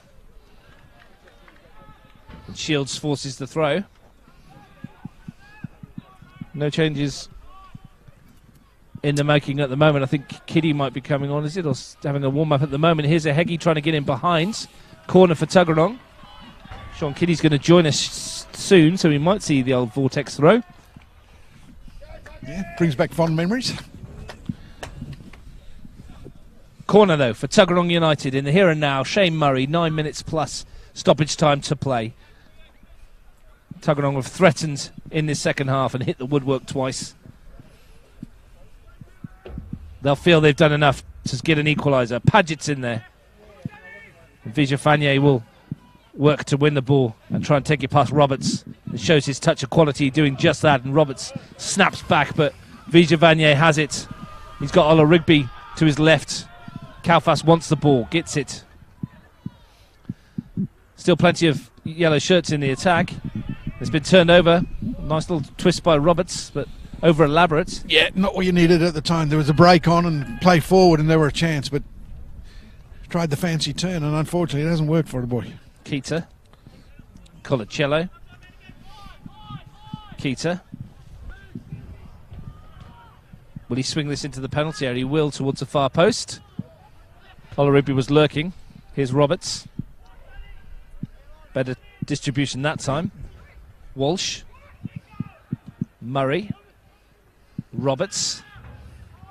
He's overhit the pass, and Slavic won't get there. Bit of space for Dealey here. Kalfas looked for Shields, and on the wrong wavelength, the two Tigers players. Just running out of legs a little bit, Kuma. Once it broke, 5 players were left upfield then, and that's what Tuggeranong need to be looking to take advantage of. They can break quickly. They're a chance of outnumbering them at the back. So it's Kiddy for Slavic. First touch. First touch is a throw. 60-metre throw. Well, if you're watching Bar TV Sports for the first time, watching Tuggeranong United for the first time, he has got a massive throw. Let's see how far he can launch this one. Fair effort. Padgett helps it on its way, and helps it on its way in the other direction. Vijafanye. Roberts not giving him a moment's peace. He does well. Yeah, he does really well. When you just need a little bit of composure and quality, he brings it. Shields has run the channel, stays on side. And the tackle from Highmore. But it's where Tigers want the ball. 7 minutes plus stoppage time to go. One last push from the Tuggies boys. You get the feeling there'll be one big chance before the end of this one for Tuggeranong. Daramy with the throw. Shields does well here to get into the area and wins his team a corner. Got away from Highmore. It's not often that's happened today. No. He's been quiet, Mark Shields. He's worked hard off the ball, but he hasn't had a lot of service. But he's certainly put in the effort in terms of helping his team defend, certainly from the front. Kalfas with the corner for Tigers. Gabby Wilkes standing on the edge of his technical area, willing his team to get a third. It comes in. There is Shields on the far post. Heads it into the ground. We're going to see a change here. There's no numbers on the board. This looks like Michael Gurney coming It on. is. They've got a fourth official's ball with no numbers on it. I can't see it if they have anyway. It's Osman Daramy off for Michael Gurney. Interesting change. Just defender for defender. Former Tuggeranong player. Yeah, Michael Gurney. Yeah, the Gurney family long associated with Tuggeranong. Daramy's done well today, hasn't he? A left back. I think Yep. he's patrolled that area very well. That's a free kick for Tuggeranong on the halfway line. Have they got something left in the locker for Mitch Stevens and his team to stay alive in the 2018 NPL season? Highmore has been tasked with the free kick. Just lifts it into the area. Keita was there. Paget challenged. Not sure if he got a touch. He did get a little touch, Keita. Yeah, he did. Yeah. And the throw for Tuggeranong, and Here he comes. jogging across is Sean Kiddie. Telemarker guy, just to settle it down, I've got this one now. Paget is the obvious target. He will chuck himself in front of Jacob Cole here, and the goalkeeper will be a little bit nervy as Sean Kiddie winds up the vortex. There it goes into the area. Huge throw towards the far post. It was won by Murray, probably the smallest man on the field for Tuggeranong. And he had a little kick out there as well, involved with Spaseski. A little bit of unnecessary after, Steve. Yeah, it was a little bit naughty. Not much in it, though. How good was the throw, though? Straight in there. Yeah, that's Kitty all over. In that situation, were you thinking maybe that Tom Paget's wasted, stood in front of the goalkeeper? Just get him running in on flat onto it at the far post? Somebody has to come in far post, but I think you're better off with Kitty taking a little bit off and getting more pace at the near post so that you can actually get that flick on. And Paget's the obvious choice to win the first header, but it went over everybody. It's in a situation very similar to that, where Zach Munster scored off a kiddie throw for your team down in Hobart, yeah. in the FFA Cup. Yeah, that's right. From that exact situation, really, from where the throw was. Yep. Yeah, brought us back into the game and went on to win in extra time, on penalties, I mean. Shout out to Zach Munster, he's probably watching. He tends to tune in when Tuggeranong are involved. Looks to watch a bit of football. Yeah, I know Spud's playing in far north Queensland now with their local team. They just wrapped up their minor premiership, his brother. That's Ethan Munster. Scored his penalty in the shootout that day. No, he missed his. Did he miss his? Yeah. Oh, it was saved, wasn't it? No, he hit the bar. Hit the bar. That's right, because you said keep it on the floor. Yeah, Keep him on the floor because he was a big goalie and he did exactly the opposite. Yeah.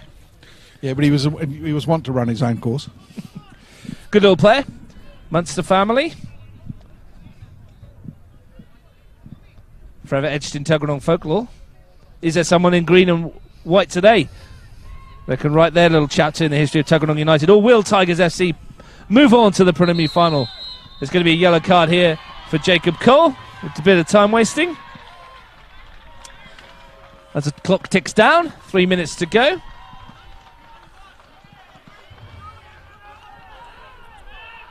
If nothing else, Steve, Gabby Wilk always puts out entertaining teams, doesn't he? They're great to watch, even for the bit of the theatre that's involved with their players as well. Yeah, absolutely. I mean, they probably play the game in the right way. They try and win games. They don't go out there to sort of bottle things up.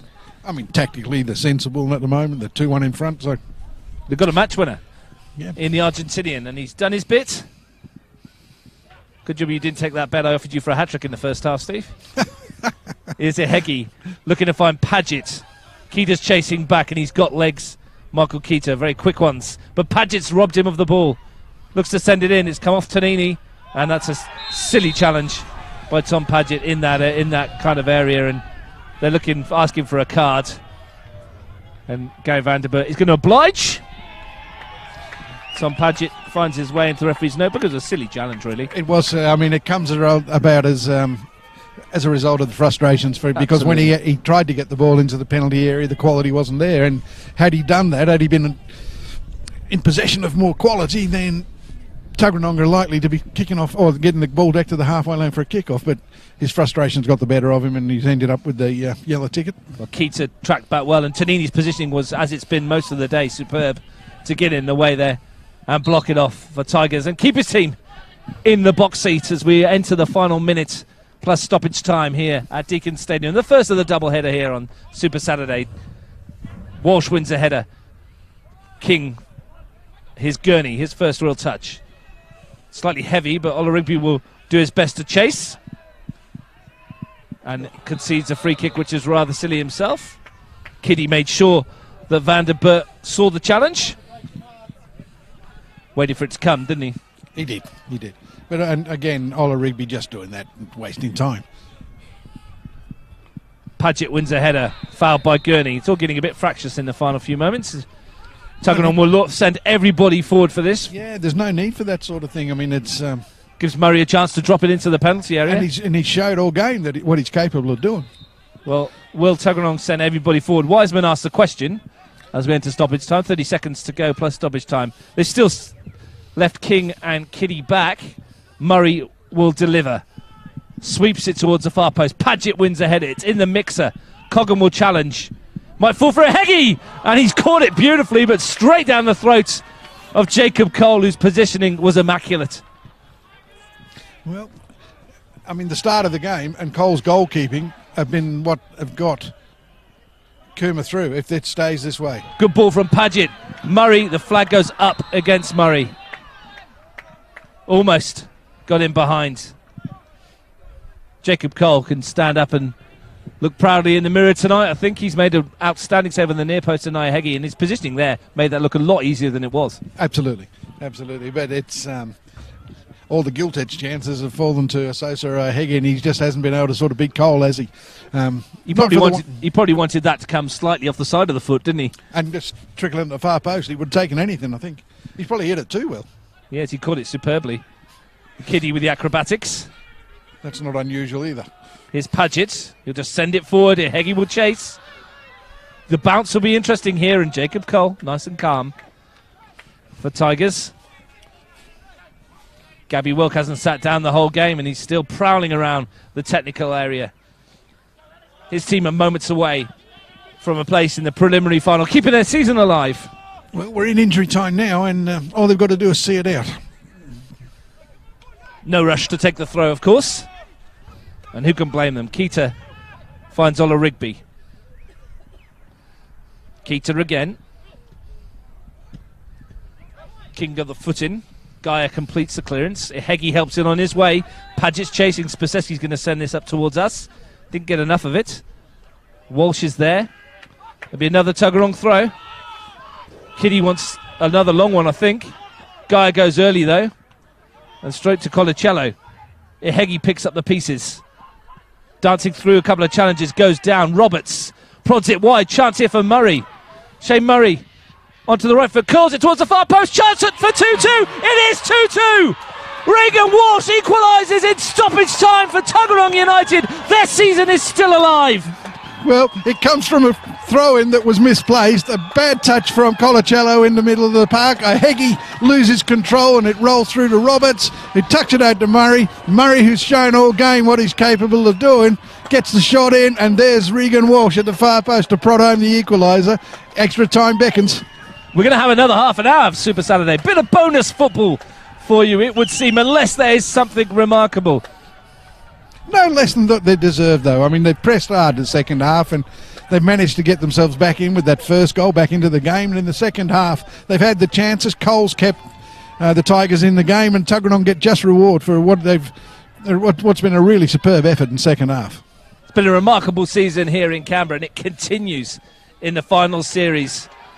Tuggeranong United, who looked dead and buried near enough at 2-0 down, have come back just as they've done for the second time this season. The Tigers have coughed up a 2-0 lead against Tuggeranong. This one could be more costly than the first. Here's Ehegi. Maybe they're not done yet. So say Ehegi, who played a big part in that goal with that little mazy dribble. Dealey wins it. Roberts. Look at Paget, unmarked on the far post. If he can bring this down, he's only got a couple to pick out. Gaia. Maybe Tuggeranong don't want extra time. Gaia swings it in towards Walsh. Won't get on the end of this one like he did moments ago.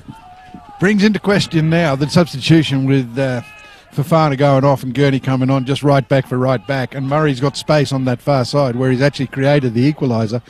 And Gabby Wolf might be just having second thoughts about whether he's made the right change there. Daramy, sorry, yeah. The other Osman? The other Osman. Well, if nothing else, they've got plenty of firepower still left on this field. Here's Alex Ola-Rigby, one of them, looking for Shields. Here's Gaia, who took the throw. Kiddy wanted to take the long one, didn't he? Yeah. He actually picked out Colacello, who slipped at the vital time. Now here's Coggan into the gaps. Eddie Coggan. Tanini's coming across. Coggan for Tuggeranong. Keita was in there, makes the challenge. And Spaseski, superb piece of defending, and gets a free kick. And that is the last action of an absorbing second half. We will have an extra half an hour, Steve, because Regan Walsh has come up with an equaliser. Murray, you said it, was the man most likely. Who's got the psychological advantage now? Well, it always rests with the team that's come from behind. So, a late equaliser, just when you think you're tiring, breathes new life into the legs, and Tuggeranong can go into this extra time period with the momentum. They started the game poorly, but they finished it terrifically well. The second half belonged to them, and certainly since they scored the first goal, they could argue that they've been the better of the two sides. Extra time's a bit of a lottery. Certainly the Tigers have looked a little tired as they got towards the end of that game, and Cole has kept them in the game with some fantastic saves, but they still look dangerous on the break. And in Shields, Ola-Rigby, Vijafani, they have the players that can actually pinch that winning goal for them. It could go either way, of course. I mean, Tuggeranong, as we said, I think they probably deserve that. Ehegi hit the post twice, forced a couple of saves from Cole, and they battled till the very end. And it so often happens that teams can nick an equaliser. You still wouldn't bet against this team in yellow, though, would you? No, you can't. You can't. Like I say, extra time's a lottery. Kitty's come on with fresh legs playing at right back. He's got that extra weapon of that long throw if they choose to employ it. They've got people up front like Ehegi that is running now against tired legs, and you would fancy that he'll get more opportunities than he's already had. But Tigers, as I say, as long as they can hold the midfield and they can keep the back door shut, they've got the players up front that can actually win the game for them. Finished 4-3 at Greenway earlier in the year. Tigers led 2-0. Nicholas Vijafanye and Alex Ola-Rigby scored the goals there. But then goals from Ehegi, Josip Jadric, Danny Kukoski and Tom Paget turned it round. A late penalty from Vijafanye. Did that play on the mind at all, do you think, when they went 2-0 up and Murray scored? I mean, it's difficult to say, of course. It's impossible to say, but I go back again to my comments at the start of the game where they rested players in midweek, and that might just have taken the edge off them. And certainly, I think the substitution of Fofana at Daramy, I'll get it right eventually, before September. The substitution of Daramy has opened up space on that right-hand side. Now, Tuggeranong certainly left a lot of players forward as they pushed for the equaliser, and they were playing basically with the front four. But Murray got space there, turned inside his marker, and he may have been shooting. We don't know. Only he will know. But at the end of the day, Regan Walsh has tucked it in, and I think if Tuggeranong are going to win it, they'll attack down their right. It's such a difficult ball to play across that as well. To defend when you're forward. It's fizzed across the 6-yard box. Could go anywhere. Quick note out to Mitch Stevens, though. It's noticeable that since he made the change and he brought Roberts into central midfield, Murray did pick up on that right-hand side, and that's where the goal came from. Look, good work in the initial build-up from Ehegi as well to get the ball. Coggan was in there too.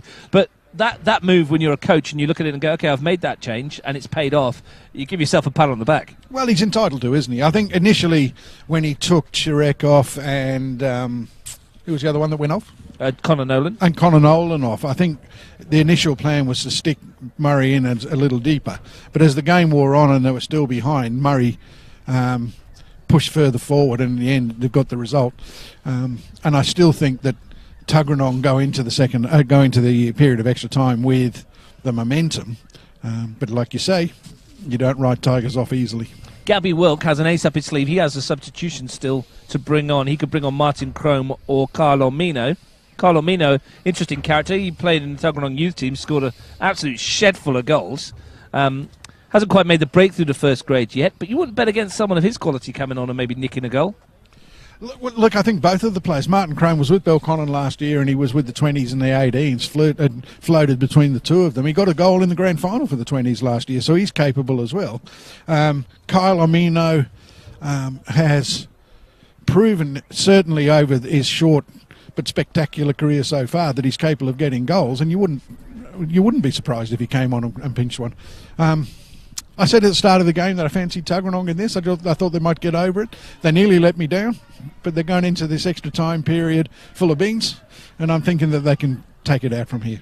Well, you wait 26 years for a finals goal. Two come along at once. Oh, it's like buses. And they've got buses. Another half an hour of football to do here live on Bar TV Sports. Exciting times. Tigers will line up like this. Cole, Keita, Tonini, Spaseski, Gurney across the back. Colacello, Dealey, Kalfas, Olorigby, Shields and Vijafani. Plenty of attacking threat. Tuggeranong, plenty of changes they've made. Wiseman in goal.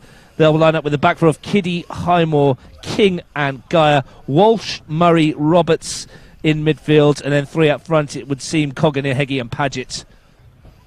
Plenty to play for. The winner stays alive. The loser, it's the end of their season.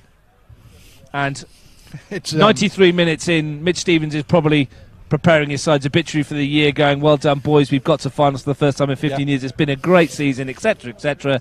And here we are, still alive, still going. Regan Walsh's equaliser. Tigers FC will be fuming that they didn't get it done in 90. And there's nothing as tough as a wounded animal. Out will come the Tigers. We haven't really mentioned it, but perhaps in passing, but Regan Walsh's finish was excellent at the far post. It wasn't that simple a chance. It wasn't just a tap-in. And here's a sort of left-field prediction for you. It wouldn't surprise me if Sean Kiddy got on the score sheet. Well, there's your prediction. You're predicting a Tuggies win in extra time then, Steve? I am. Well, let's see.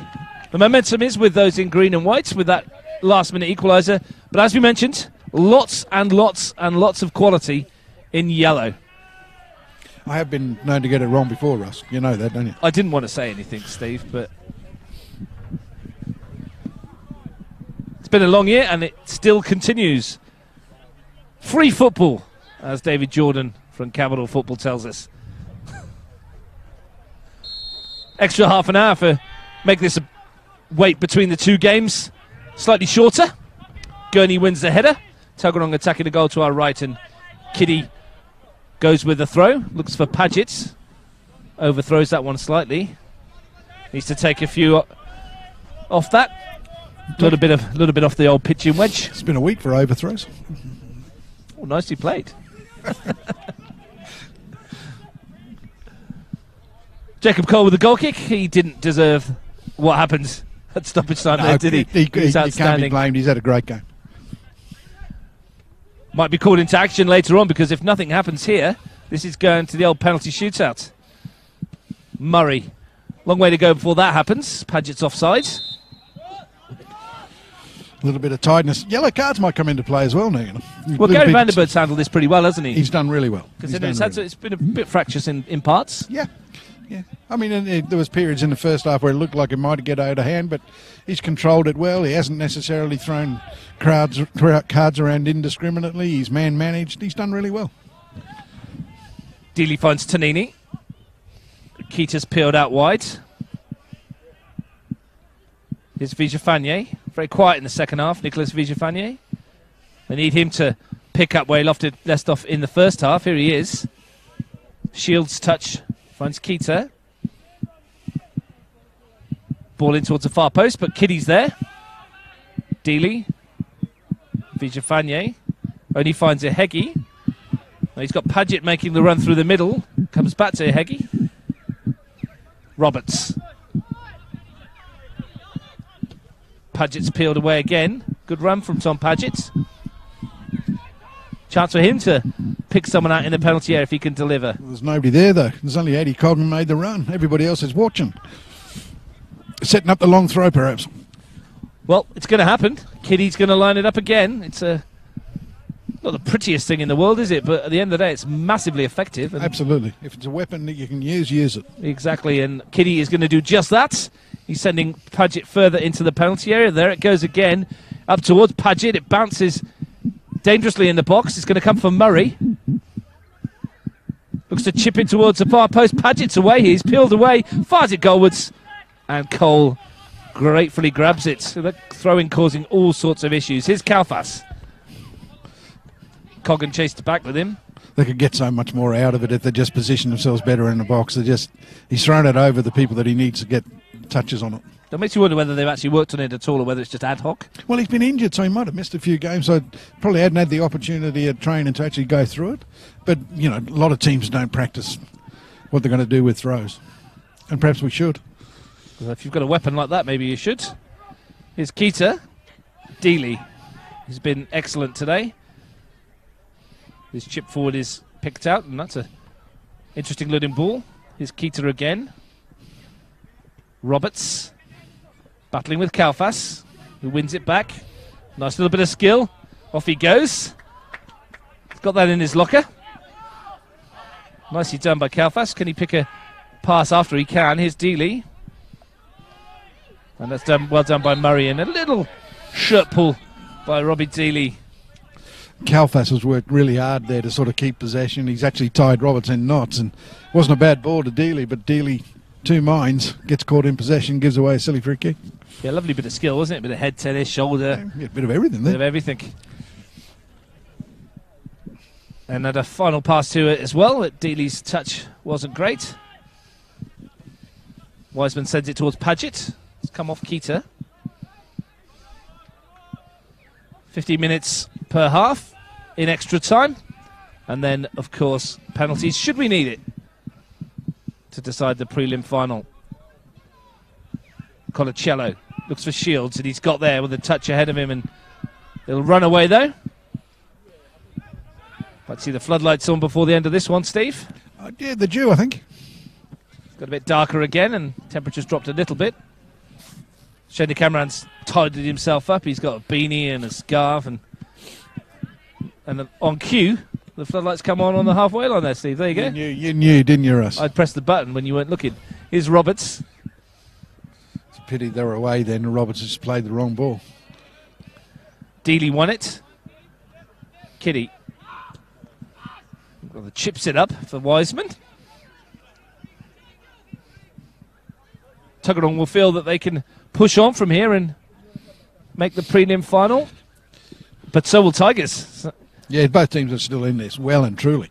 But Tuggeranong just looked a little fresher. Whether they can keep it up for the full half an hour, only time will tell. It's a good-looking ball for Guy to chase. But the Tigers midfield is just struggling in transition to get back to help the back four. And if Tuggeranong can just keep the ball moving and keep possession for longer periods, I think they're a chance of actually creating something. I think Jared Tinian may have tweaked something there when he cleared that ball. Grabbed a little bit tentatively at the right hamstring.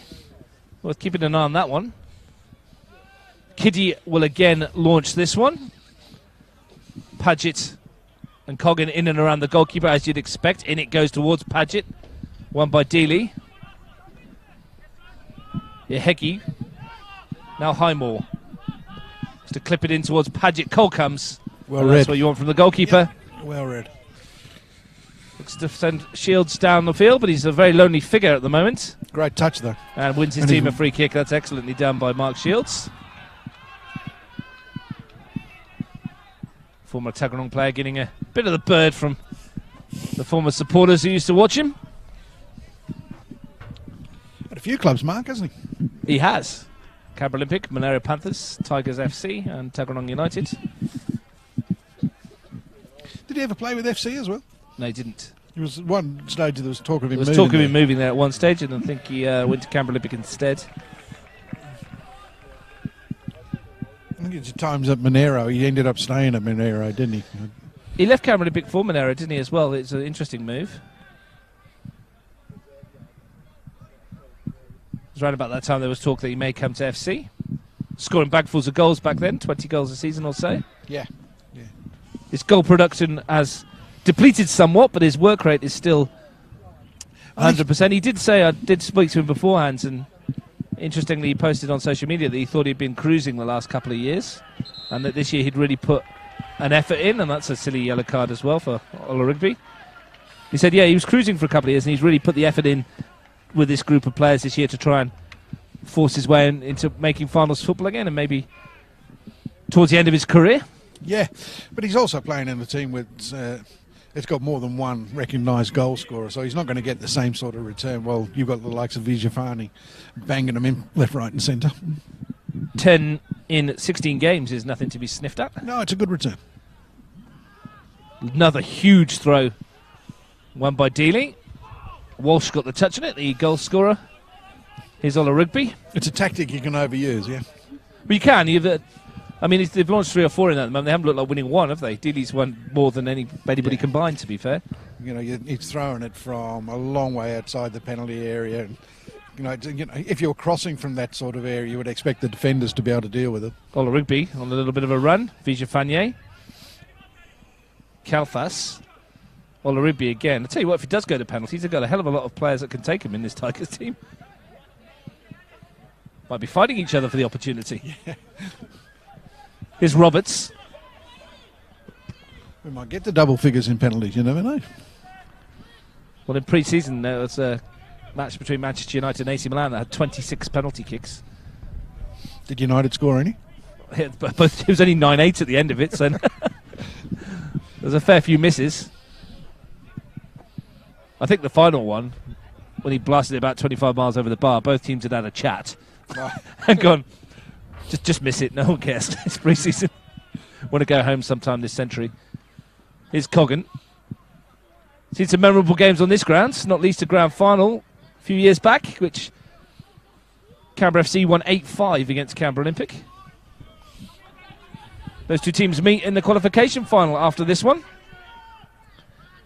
The loser will play the winner of this next week. Is Kalfas. Looking to send a flatter ball in. Good ball too. He's going to get another opportunity. Finds Dealey. Just runs away from him for a moment. Vijafani. Look for an option. I think Dealey's running on adrenaline at the moment. Keita. Good looking ball into the area. Kitty got a touch. And it will roll out of play for a corner. Yeah, there's some tired boys out here now from both teams, but Tuggeranong marginally the fresher. But Tigers FC on the front foot. They have the corner. Yep, and you don't necessarily have to be 100% fresh to score from a corner. Kalfas will take. Committed quite a few into attack here. Tigers, as you'd expect. Can Kalfas pick one of them out? Tuggeranong have brought everybody back. The penalty area is like Pitt Street. Kalfas swings it in. It's a very deep one. Keats was on the far post and Shields was with him. And somehow Reed and Walsh got between the pair of them and cleared the football.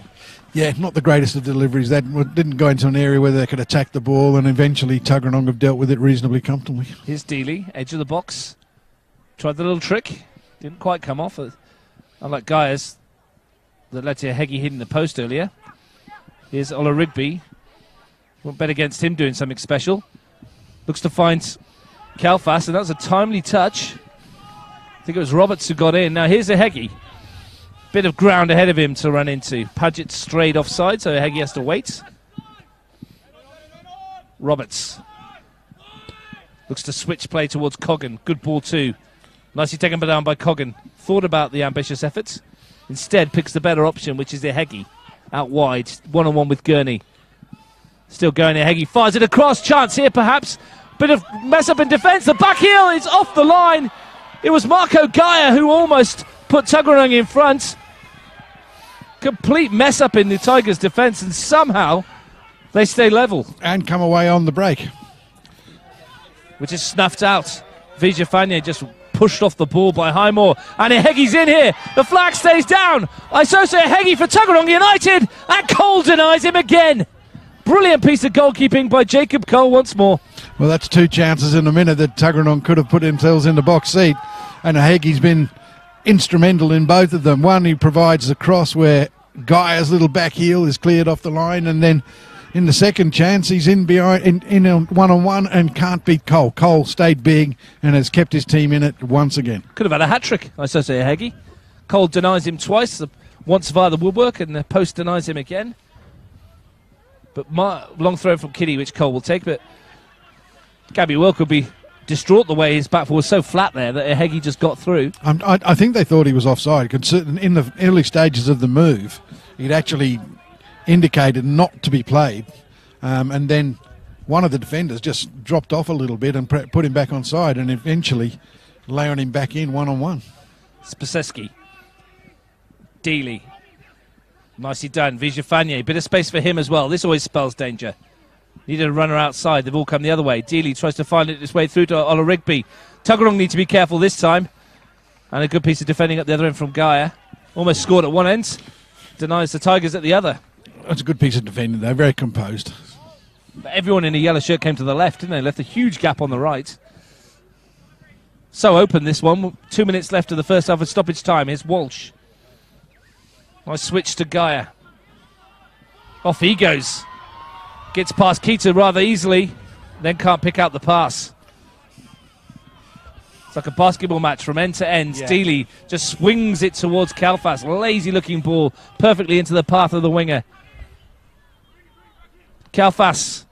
Shields is there. Lovely touch. Tried to set up Vijafanye. It comes back to Shields. Hits it on the turn and it's just going to flash wide of goal. Rather lucky way it got back to him, but sharp effort. Yeah, but there's some tired legs out here now, and it's only a matter of time before one of them breaks. 60 seconds left of the first period of extra time. Somehow, it's still Tigers 2, Tuggeranong 2.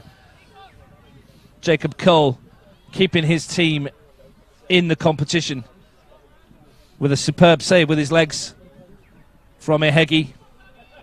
Run out of notepaper with the amount of chances there have been, Steve, in this one. Keita wins the header. Colacello.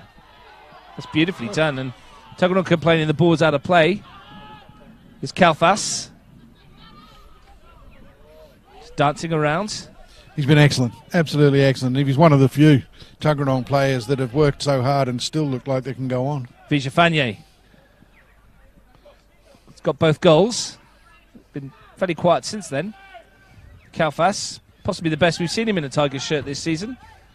Here he is again. Spaseski, rock at the back.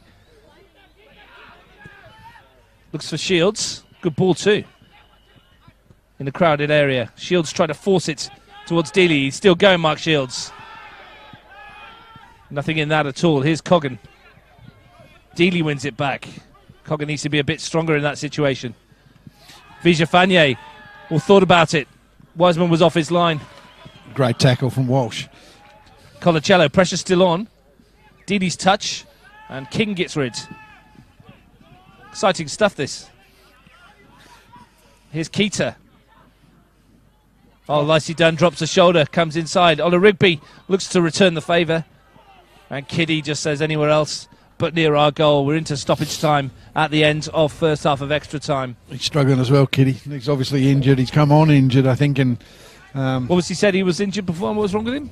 I did don't say, know. I can't remember, plantar, what did he say? Plantar fasciitis. Plantar fasciitis. Yeah, which is extremely painful if you've ever suffered from it. Yeah, he's fighting through it, isn't he? There's the half-time whistle. No change to the score. The 2 goals from Vijafanye in the first half, and then goals in the second. One from Shane Murray just before the break, midway through the first half, I should say. And then the stoppage time equaliser from Reagan Walsh, still in extra time. Tuggeranong had the better of that on the chances opportunities. Marco Gaia almost scored with that back heel, cleared off the line, and Ehegi almost scored as well. Who's happier right now, Steve? Well, I think they'll both be as happy as each other. I mean, Tigers have actually had to weather the storm with Tuggeranong piling the pressure. They've had a couple of great chances where they might have been in front now, but they're not. So Tigers stay in the game, and they'll be delighted with that. From Tuggeranong's point of view, they've come from 2-1 down. They were dead and buried, and they're still in the game and finishing strongly. So Mitch Stevens and his boys will be absolutely delighted with the way they performed in that first 15-minute period. Whatever happened to just swapping straight round at half-time and extra time? Well, I think that's still the rule, but it doesn't seem to be enforced anymore, does it? No. Everyone has a bit of a chat, a couple of bit of drinking. Well, I've got some sympathy for them because they are really tired at the moment. Well, I'm glad we're going to need a break by the end of this. We're still going. We got a couple of hours for kick-off. I wanted to go and get a Chavapi roll.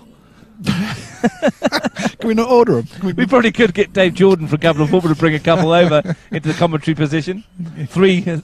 Shane the cameraman wants one as well. They're pretty good here. There might be none left by the time we get there. I'm sure they deliver. But this has been a great game, Russ. This has sort of started off a little shaky, and then we got the couple of goals where Tigers went ahead and looked like they were going to boss it. Tuggeranong fight their way back, and Murray, with a little bit of quality, with a clever finish, brings them back into the game, and then instrumental in their equaliser. Cole, magnificent in the sticks for Tigers. The goalkeeper's friend coming to his rescue a couple of times where he's hit the post. So it really has had a game that's had just about everything. And we are purists here. We do recognise that the league champion, very important. Canberra FC, 23rd time that they've won it this year. Congratulations to them. But this is what finals football's all about, isn't it? End-to-end football, exciting stuff, knockout football. And you just don't get the feeling of this kind of football anywhere else except for the FFA Cup. That's right. And this is cup football. That's exactly what it is. And for these two teams, it's knockout.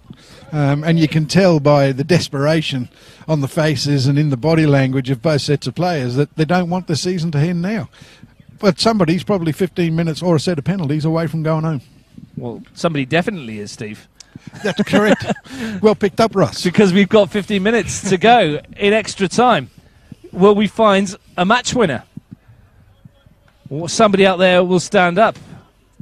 Would it be this man trotting towards a commentary position, Alex Olorigby? Often comes up with goals. See if he can find one. Change your hairstyle too. He certainly has. It's Tigers to start this second and final period of extra time. If they do not find a goal, either of these teams, in the next 15 minutes, we will be going to penalties. And it's a long ball forward towards Olorigby. After the summer of the World Cup as well, there's been a few penalty shootouts as well, Stevie. It's not the greatest way to finish a game, but boy, it's got some excitement, hasn't it? A good friend of mine once said that winning on penalties, or losing on penalties, is a terrible way to lose, but it's a great way to win. You've got to sort it out somehow. I mean, the days when we could have had replays. Didn't mind a replay myself. Gave us more football, but the theatre of the penalty shootout is something that we've grown accustomed to, and we may be heading that way with this one. Will there be goals? Can someone find a winner? Here's Olorigby. Vijafanye. Back to Colacello from Keita. Dealey's made the run forward. Good run too. Yeah. Looks to chip it in. Ran out of space. Drawing on reserves of energy. I'm sure he didn't even know he had himself then to make that long run forward. Well, he's put a shift in, hasn't he? Well, they all have, to be fair. Padgett looks to win it. Tanini finds Keita. Very impressed by Jared Tanini, playing out of position today. Vijafanye looks to take on Gaia, who almost broke the deadlock. Here's Vijafanye on that left foot. Good ball in. Shields arriving! Couldn't quite get a touch on the ball. No, Sean Kitty just lost him then, and a little bit of ball watching, and Shields sneaks in behind him there on the far post, and if he gets a touch, there's a real chance it trickles in the back of the net. He'd almost committed to the header too soon, if you know what I mean. Yeah, if you, yeah. Another yard, another step, and then he may have got something on it. Yeah, a little volley, a little side foot volley. Good chance, though, and once again, Vijafanye showing that left foot is an absolute wand. Gurney wins the header. He didn't quite know where it was going, but he got enough on it. Kitty will take the throw. What he lacks in technique, Michael Gurney, he certainly makes up for in enthusiasm. He won that header again as well. And he's going to go for a third one here with Padgett, who beats him to it on that occasion. Kalfas. Dealey. Olorigby. Tries to get away, but runs into Gaia, who is a strong physical runner, and off he goes. But he's had a little bit of a shirt pull there on Michael Keita. There was a little tug as he tried to run past him. So why wasn't the whistle blown straight away then? Because it was blown when the shirt was tugged. Down here, yeah, the second one, that was what it was for, Steve. Oh, right. Here's Vijay Ola Rigby. Keita. Been exceptionally good again, hasn't he? Michael Keita. Yeah, he's done well. Very neat and tidy on the ball, isn't he? And I think, what is he, 18, 19-year-old? So let's see him further forward, but he's doing a great job as a fullback. Here's Colacello, quietly effective again. Looking for Kalfas. It's just rolled Roberts. Delian supports. Kalfas goes alone. Looks for Ola Rigby, but there was Highmore. Positioned himself well at the near post to block that low crossing. Another of a group of central defenders in Canberra that have done well this season. Liam Highmore chases on. Coggan will get after this, but Cole's going to win it and just see it out. And Coggan unnecessarily gives him a little kick in the back. Bit silly from Eddie Coggan. He's never going to get that ball, was he? No. I mean, if you're going to go in behind, you want to put the ball outside the box so the goalkeeper can't pick it up. But that was overhit, and I don't know what Eddie Coggan was thinking about there. I mean, he's just unnecessarily challenged the goalkeeper when the ball was never there for him to be won. And Jacob Cole's in trouble here. There's a second yellow, and Jacob Cole is going to be sent off for time wasting. In the course of the game, that is a massive change. Now, can you make a fourth change in extra time? No. Because they've made 3 changes already. Oh, no, they haven't. This is their final change. Sorry, take it back. Yeah. Cody Nash is coming on because Jacob Cole has been sent off. It depends on who they take off now, then, doesn't it? Well, it was a bit of a harsh one, wasn't it? I thought. Well, maybe it is. I mean, Eddie Coggan's got away with it scot-free, but he's just made such a meal of it that he left the referee with no choice. I mean, this is what kills coaches. I mean, it's just get on with the game. Well, Cody Nash, who's hardly seen any first-team football this season at all, now can come on and may well be facing a penalty shootout in 10 minutes. Yeah. Who's he sacrificed? Well, I think he's probably got to take off somebody that isn't a penalty taker. It may well be see who it's going to be. I mean, they are overloaded up front, so he may well be a striker. It's Colacello, is it? Is it? It looks like it might be. Interesting. It is Dom Colacello who's going off for Cody Nash. The drama here, and you'd have to say now, advantage Tuggeranong United, and Jacob Cole is ropeable. He got kicked by Eddie Coggan, and he was maybe looking for some treatment, and for some reason Gary Vanderbilt has gone across and suggested he's time wasting. Second yellow card, off he goes. Well, I think Gary gave him ample opportunity to get up. And he did, yeah. And he's just sort of gone on with it and suffered the consequences. Do you not think in that situation, though, he's entitled to have a physio coming onto the field and have a look at it? Should he ask the question before he gives him the yellow card? Do you need some treatments? Because how can you tell from that far away? Well, maybe he did. I mean, we don't know. We don't know, yeah. Anyway, major call in this situation. But a chance for Cody Nash to make himself something of a hero. I mean, the other side of the coin is, I'm defending Gary Vanderbilt because I don't think he was left much choice. But Shield swings it in. Chance here. Dealey was arriving, didn't get enough on the header. Realistically, you've got to be a little common sense. These players are tired. They're tired now. I mean, he's goalkeeper and he hasn't run as many kilometres as some of the field players, but he's still tired, mentally, physically tired. So maybe you could cut him a little bit of slack there. And he was kicked. Well, that's the question, isn't it? And the fact there was contact between Coggan and Cole, which suggested that. I mean, from that distance, how can he tell he's not injured? Well, is what I'm asking. But I think when he went to him and spoke to him, he would have assured himself that Cole was okay. Anyway, the decision's been made. Yep. Here's a Heggie running into the area. He's got Coggan back if he picks him out. He finds Roberts instead, but he's always leaning backwards, and that's no trouble for Nash.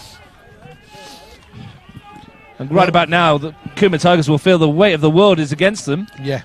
I mean, they've done really well to create the chance with Dealey's header, but I think they'll be playing for penalties now. And even if they win, poor old Jacob Cole's not going to be playing next week.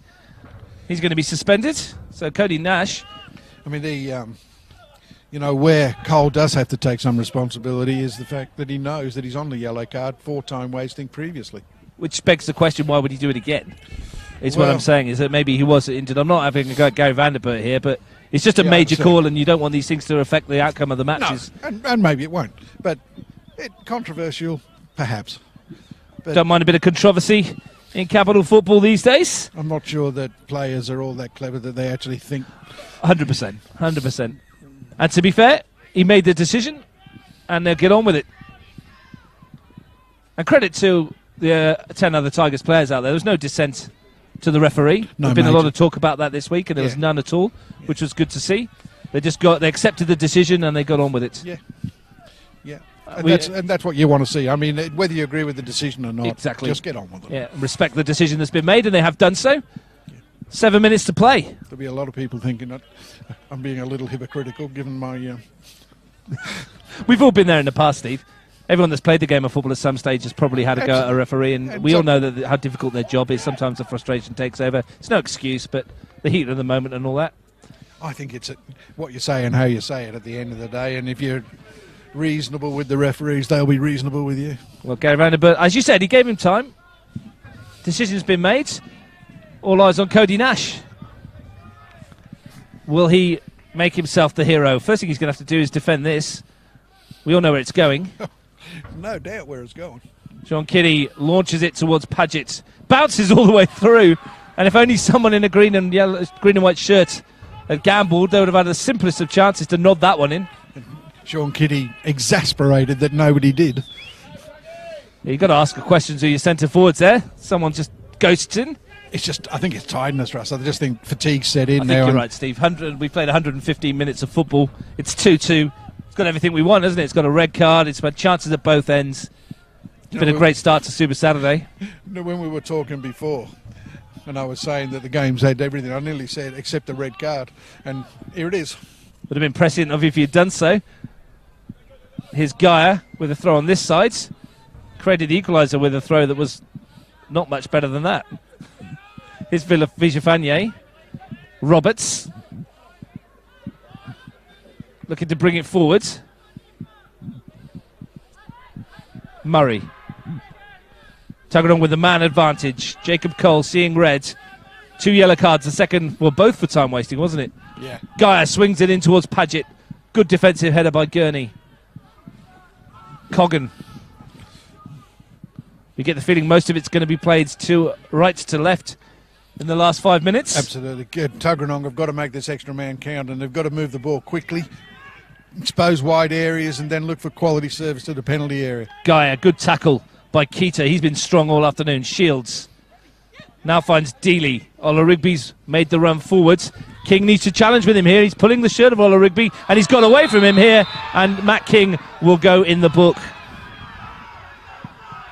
The Cooma Tigers bench, and fans screaming for a red. I don't think it was ever going to be a red. But well, luckily, if it was a bit more central, it may have been. It may have been a decision would need to be made. And it's unfortunate for Matty King, because they did have enough numbers there to actually deal with that better, and they left him one-on-one. Sean Kiddie stayed miles too far away, was never in a position to cover, and Matt King's unfortunately had to give that free kick away, and who knows, this could be it. He's a tricky customer, Alex Olarigby. Yeah, you don't want him one-on-one with your inexperienced defenders in particular. Well, here's a free kick. Vijafanye with that left foot. No doubt he's going to whip this in to the danger area. If I was Mark Shields, I'll be hanging around the 6-yard box right about now. Yeah. Looking to get on the pieces. He's got Olarigby in there. Keita's on the far post. Spaseski's come forward. Everybody bar Gurney and Tanini, who's still feeling that right hamstring on the halfway line. Be interesting if he gets in a one-on-one with the Heggie. It's only the two-man wall as well. He'll get this round the wall towards the near post, and there could be all sorts of problems. And they're very, very deep, the Tuggeranong defenders. Vijafanye, got to step out. Has he got a moment of magic in him? Swings it in. The header up and over his own crossbar from Leon Highmore. Another set piece. We've got 3 minutes to go towards penalties. And all credit to Tigers. They've actually dealt well with the 10 men. And they're finishing on the front foot at the moment. I'm not sure they're going to be rushing to take this, though, all the same. Might be at the back of their minds about who's going to take the penalty kicks. Might not need them. Can Kalfas find a yellow shirt and break Tuggeranong hearts. Swings in towards Keita. Wiseman got a touch. Force for Dealey with a shot. Oh, it's a great save. That's a fantastic stop from Jacob Wiseman to tip it over the crossbar. For a moment, I thought it was in. Well, without his intervention, it certainly was.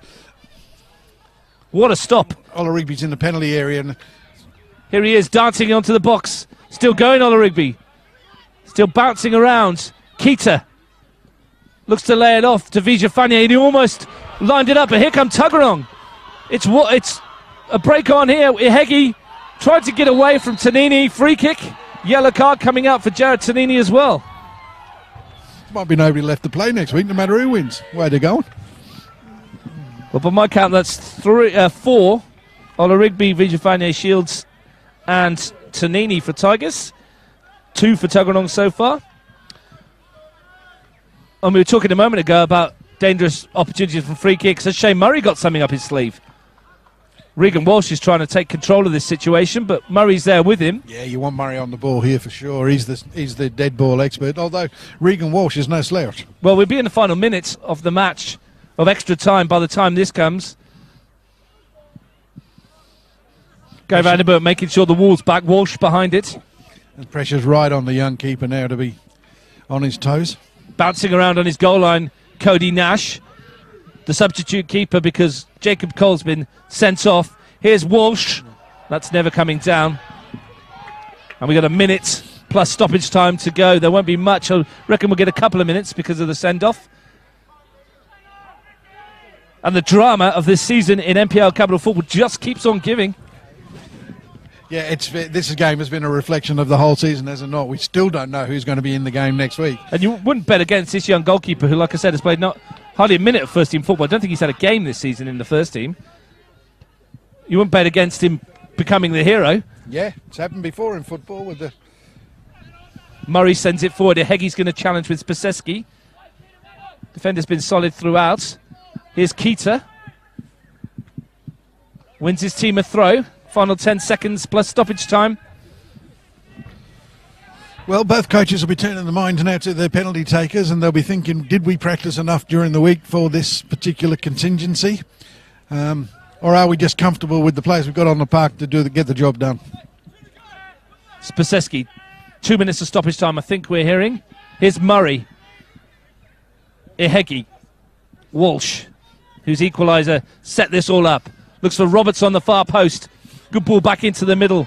Coggan was there. Half-hearted appeals for handball, and Tanini's finally collapsed in a heap. He's been carrying that knock for the last 15, 20 minutes or so. I think he tweaked it in the last minute of the first half. It's the right hamstring.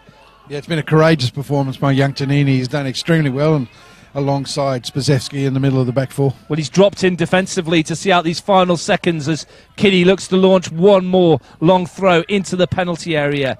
It bounces around again. It's come off the knees, I think, of Kalfas, who was defending. It's Roberts. He lines one up from distance and fires it goalwards, but it was always going away from goal. And we edge ever closer to penalties. I think probably that was the last chance for either team. Gary Vanderberg checks his watch, and penalties are looking a red-hot certainty now. But we've had a great game, and if the next game lives up to its billing, then we're in for a really good Saturday afternoon, Saturday evening of football. Super Saturday indeed, Steve. Super Saturday indeed, and with the tension of penalties, or the prospect thereof, to come. This was always going to be a tight one, wasn't it? And it always promised to be goals, but the drama we've had in and around that as well. There's Cody Nash, who's hardly had a touch since he's come on. He's taken a couple of goal kicks. Wants to get on with this. Might find himself in the book otherwise. Good win in midfield by Murray. Falls for Gaia. Well, we still go. Coggan's made the run. Gurney needs to be careful. Does well. Padgett's involved. He's fallen over as well. Here's Vijafanye. Have the Tigers got something left? Look at this run from Ola Rigby. He's one-on-one again. Alex Ola Rigby, dangerous, into the penalty area. And a tired-looking ball into the box from Dealey. And that is the last action. We will go to penalties. And Steve, right about now, as a coach, is it the 5 that have said to you in the week, I want to take them? Do you talk them out there now and people make you feel confident? How does this work? I go for the latter. And I'd never, ever made up my mind prior to penalties being on the horizon or closing in. So it was a matter of, in the last few minutes of extra time, turning your mind to it then and then talking to the players and just saying, righto, how you feel and who's confident. Some people just won't take them. They'll put their hands up, and by process of elimination, you end up with the 5 people. And at the moment, I think the Tuggeranong players, they'll be buzzing, they'll be wanting this. When you look at it on paper and you look at the players that they've got that can take penalties, Dealey, Kalfas, Vijafanye, Shields, Ola Rigby, they look more natural penalty takers than what Tuggeranong may have on paper. But of course, the X factor in the equation, I guess, is the goalkeeper. Cody Nash. That's right. Well, Cody Nash has come on late in the game to replace a goalkeeper that's been sent off. What has he got to lose now other than just make a hero of himself? So it's all an upside for Cody. From a Tuggeranong point of view, you've still got the likes of Murray in the side that, he can score penalties. No doubt about it that if you can pass a ball, you can score a penalty. Whether the nerves get to you, whether the tension gets to you, who deals with that best, that'll dictate the outcome.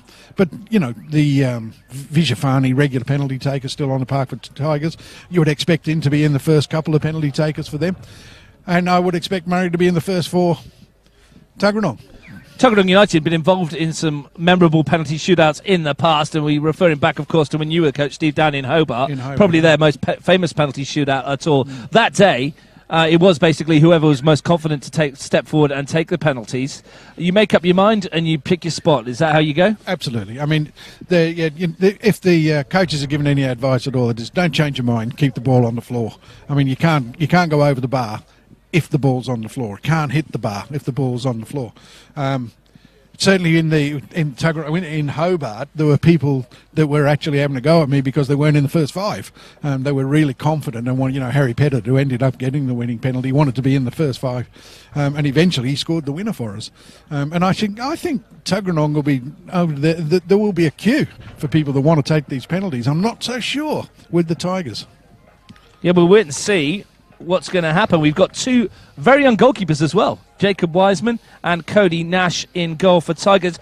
Just to recap, in case you just tuned in live on Bar TV Sports, it's going to take 20 minutes to recap this. A couple of goals for Nicholas Vijafanye in the first 20 minutes had Tigers 2-0 up and looking comfortable on their way to the preliminary final. A goal from Shane Murray, Tuggeranong's first finals goal in 26 years, pulled them back into the game. An equaliser in the 94th minute from Regan Walsh made it 2-2. Sent us to extra time where chances were few and far between. Marco Guy might have scored. Heki might have scored. The big moment, though, the sending off of Jacob Cole, the Tigers goalkeeper, for a second bookable offence for time wasting when he felt he had been kicked by Eddie Coggan. Controversial, to say the least. But Gary Vanderbilt made the decision. We got on with the game.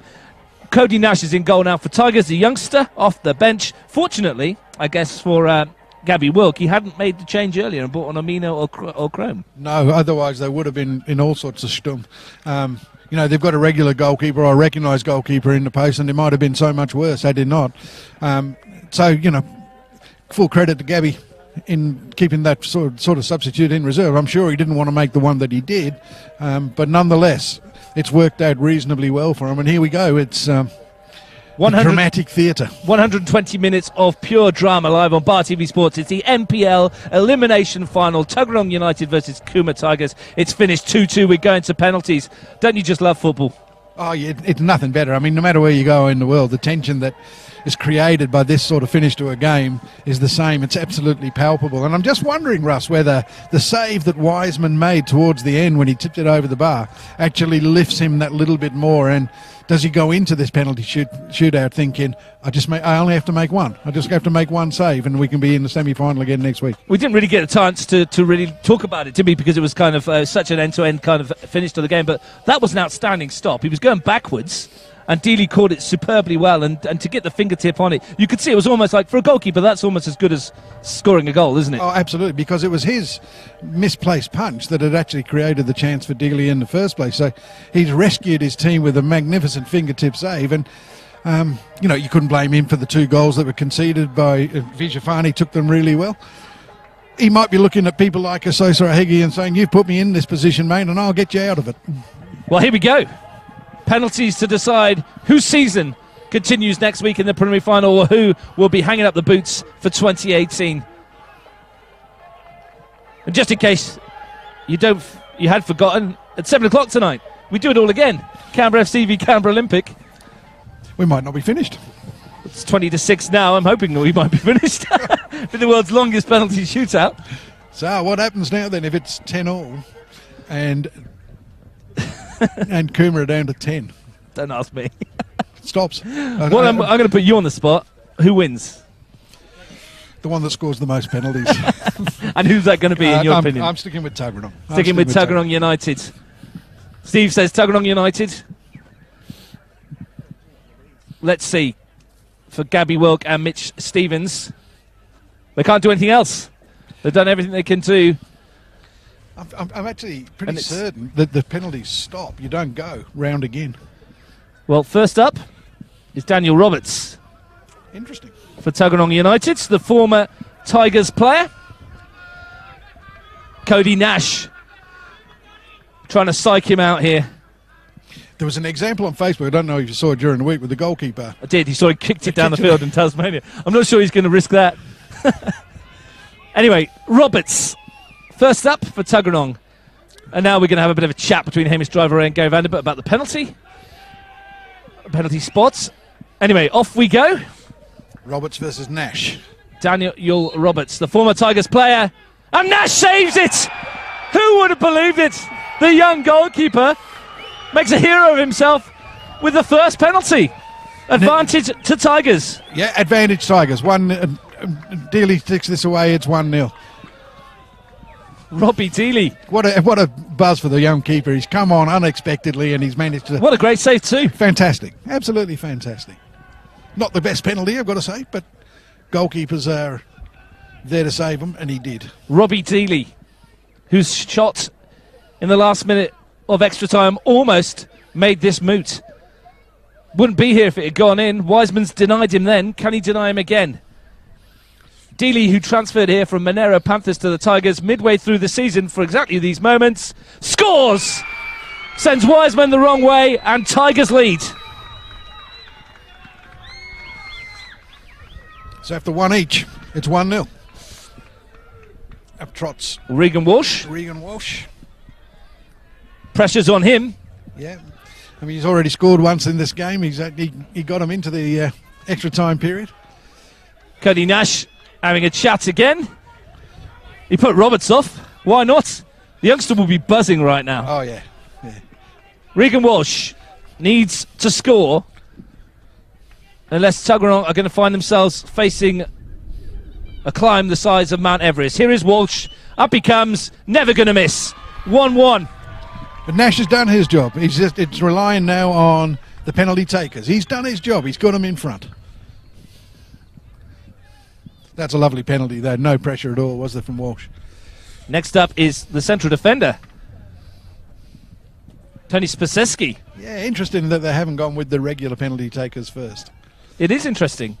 But these are the guys that are confident. They would have put their hands up, I guess. Yep. Jacob Wiseman's turn to try and make himself the hero. Spaseski's had a fantastic game. It would be cruel on him if he was to miss. But football is a cruel mistress sometimes. Absolutely. The tension is... It can get to the best of You players. can hear a pin drop. It's Spaseski, and Wiseman saves it. Tuggeranong are back in this one again, and you can see what it means to Wiseman. It's up to Paget then to draw them level. Great save. Not the best penalty, went more or less straight at him, but all you've got to do is save him. Well, Paget to put him in front, Steve. It's 1-1. Paget to put him in front, yeah. Sorry, my mistake. Could be turning around on its head again. Tuggeranong coming from behind again. Tom Paget. Will he go for power or will he go for placement? My guess is the former. Nash already saved one. Here's Paget for Tuggeranong. Oh, he skied it well over the crossbar. And it's a poor penalty. And it's still 1-1. 1-1, but advantage again. Tigers. This is Michael Keita coming forward. So all the names we mentioned. That will not be something that Tom Paget looks back on and thinks, why on earth did I do that? It's unfortunate there has to be a full guy somewhere along the line. Can Wiseman bail out Paget after that miss? He's not the only one, of course. Roberts has missed as well. So 1 from 3, Tuggeranong. Michael Keita. I wonder if they did practice in the week. Doesn't look like it at the moment, does it? Here's Keita doing the Paul Pogba. Here he is. Comfortably scores. Tigers back in front. And Shane Murray next up for Tuggeranong with their 4th penalty. Imperative that he puts this one away. This is why I think you've probably seen your best penalty takers first, because it gives everybody else the confidence to know they've already got one. But it is what it is at the moment. And he needs to score this. Well, you put your house on it normally. Yeah. Shane Murray, Tuggeranong's ace midfield maestro, 4 goals this season. Here he is, and he scores comfortably.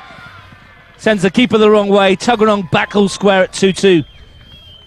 Mark Shields is the 4th Tigers penalty taker.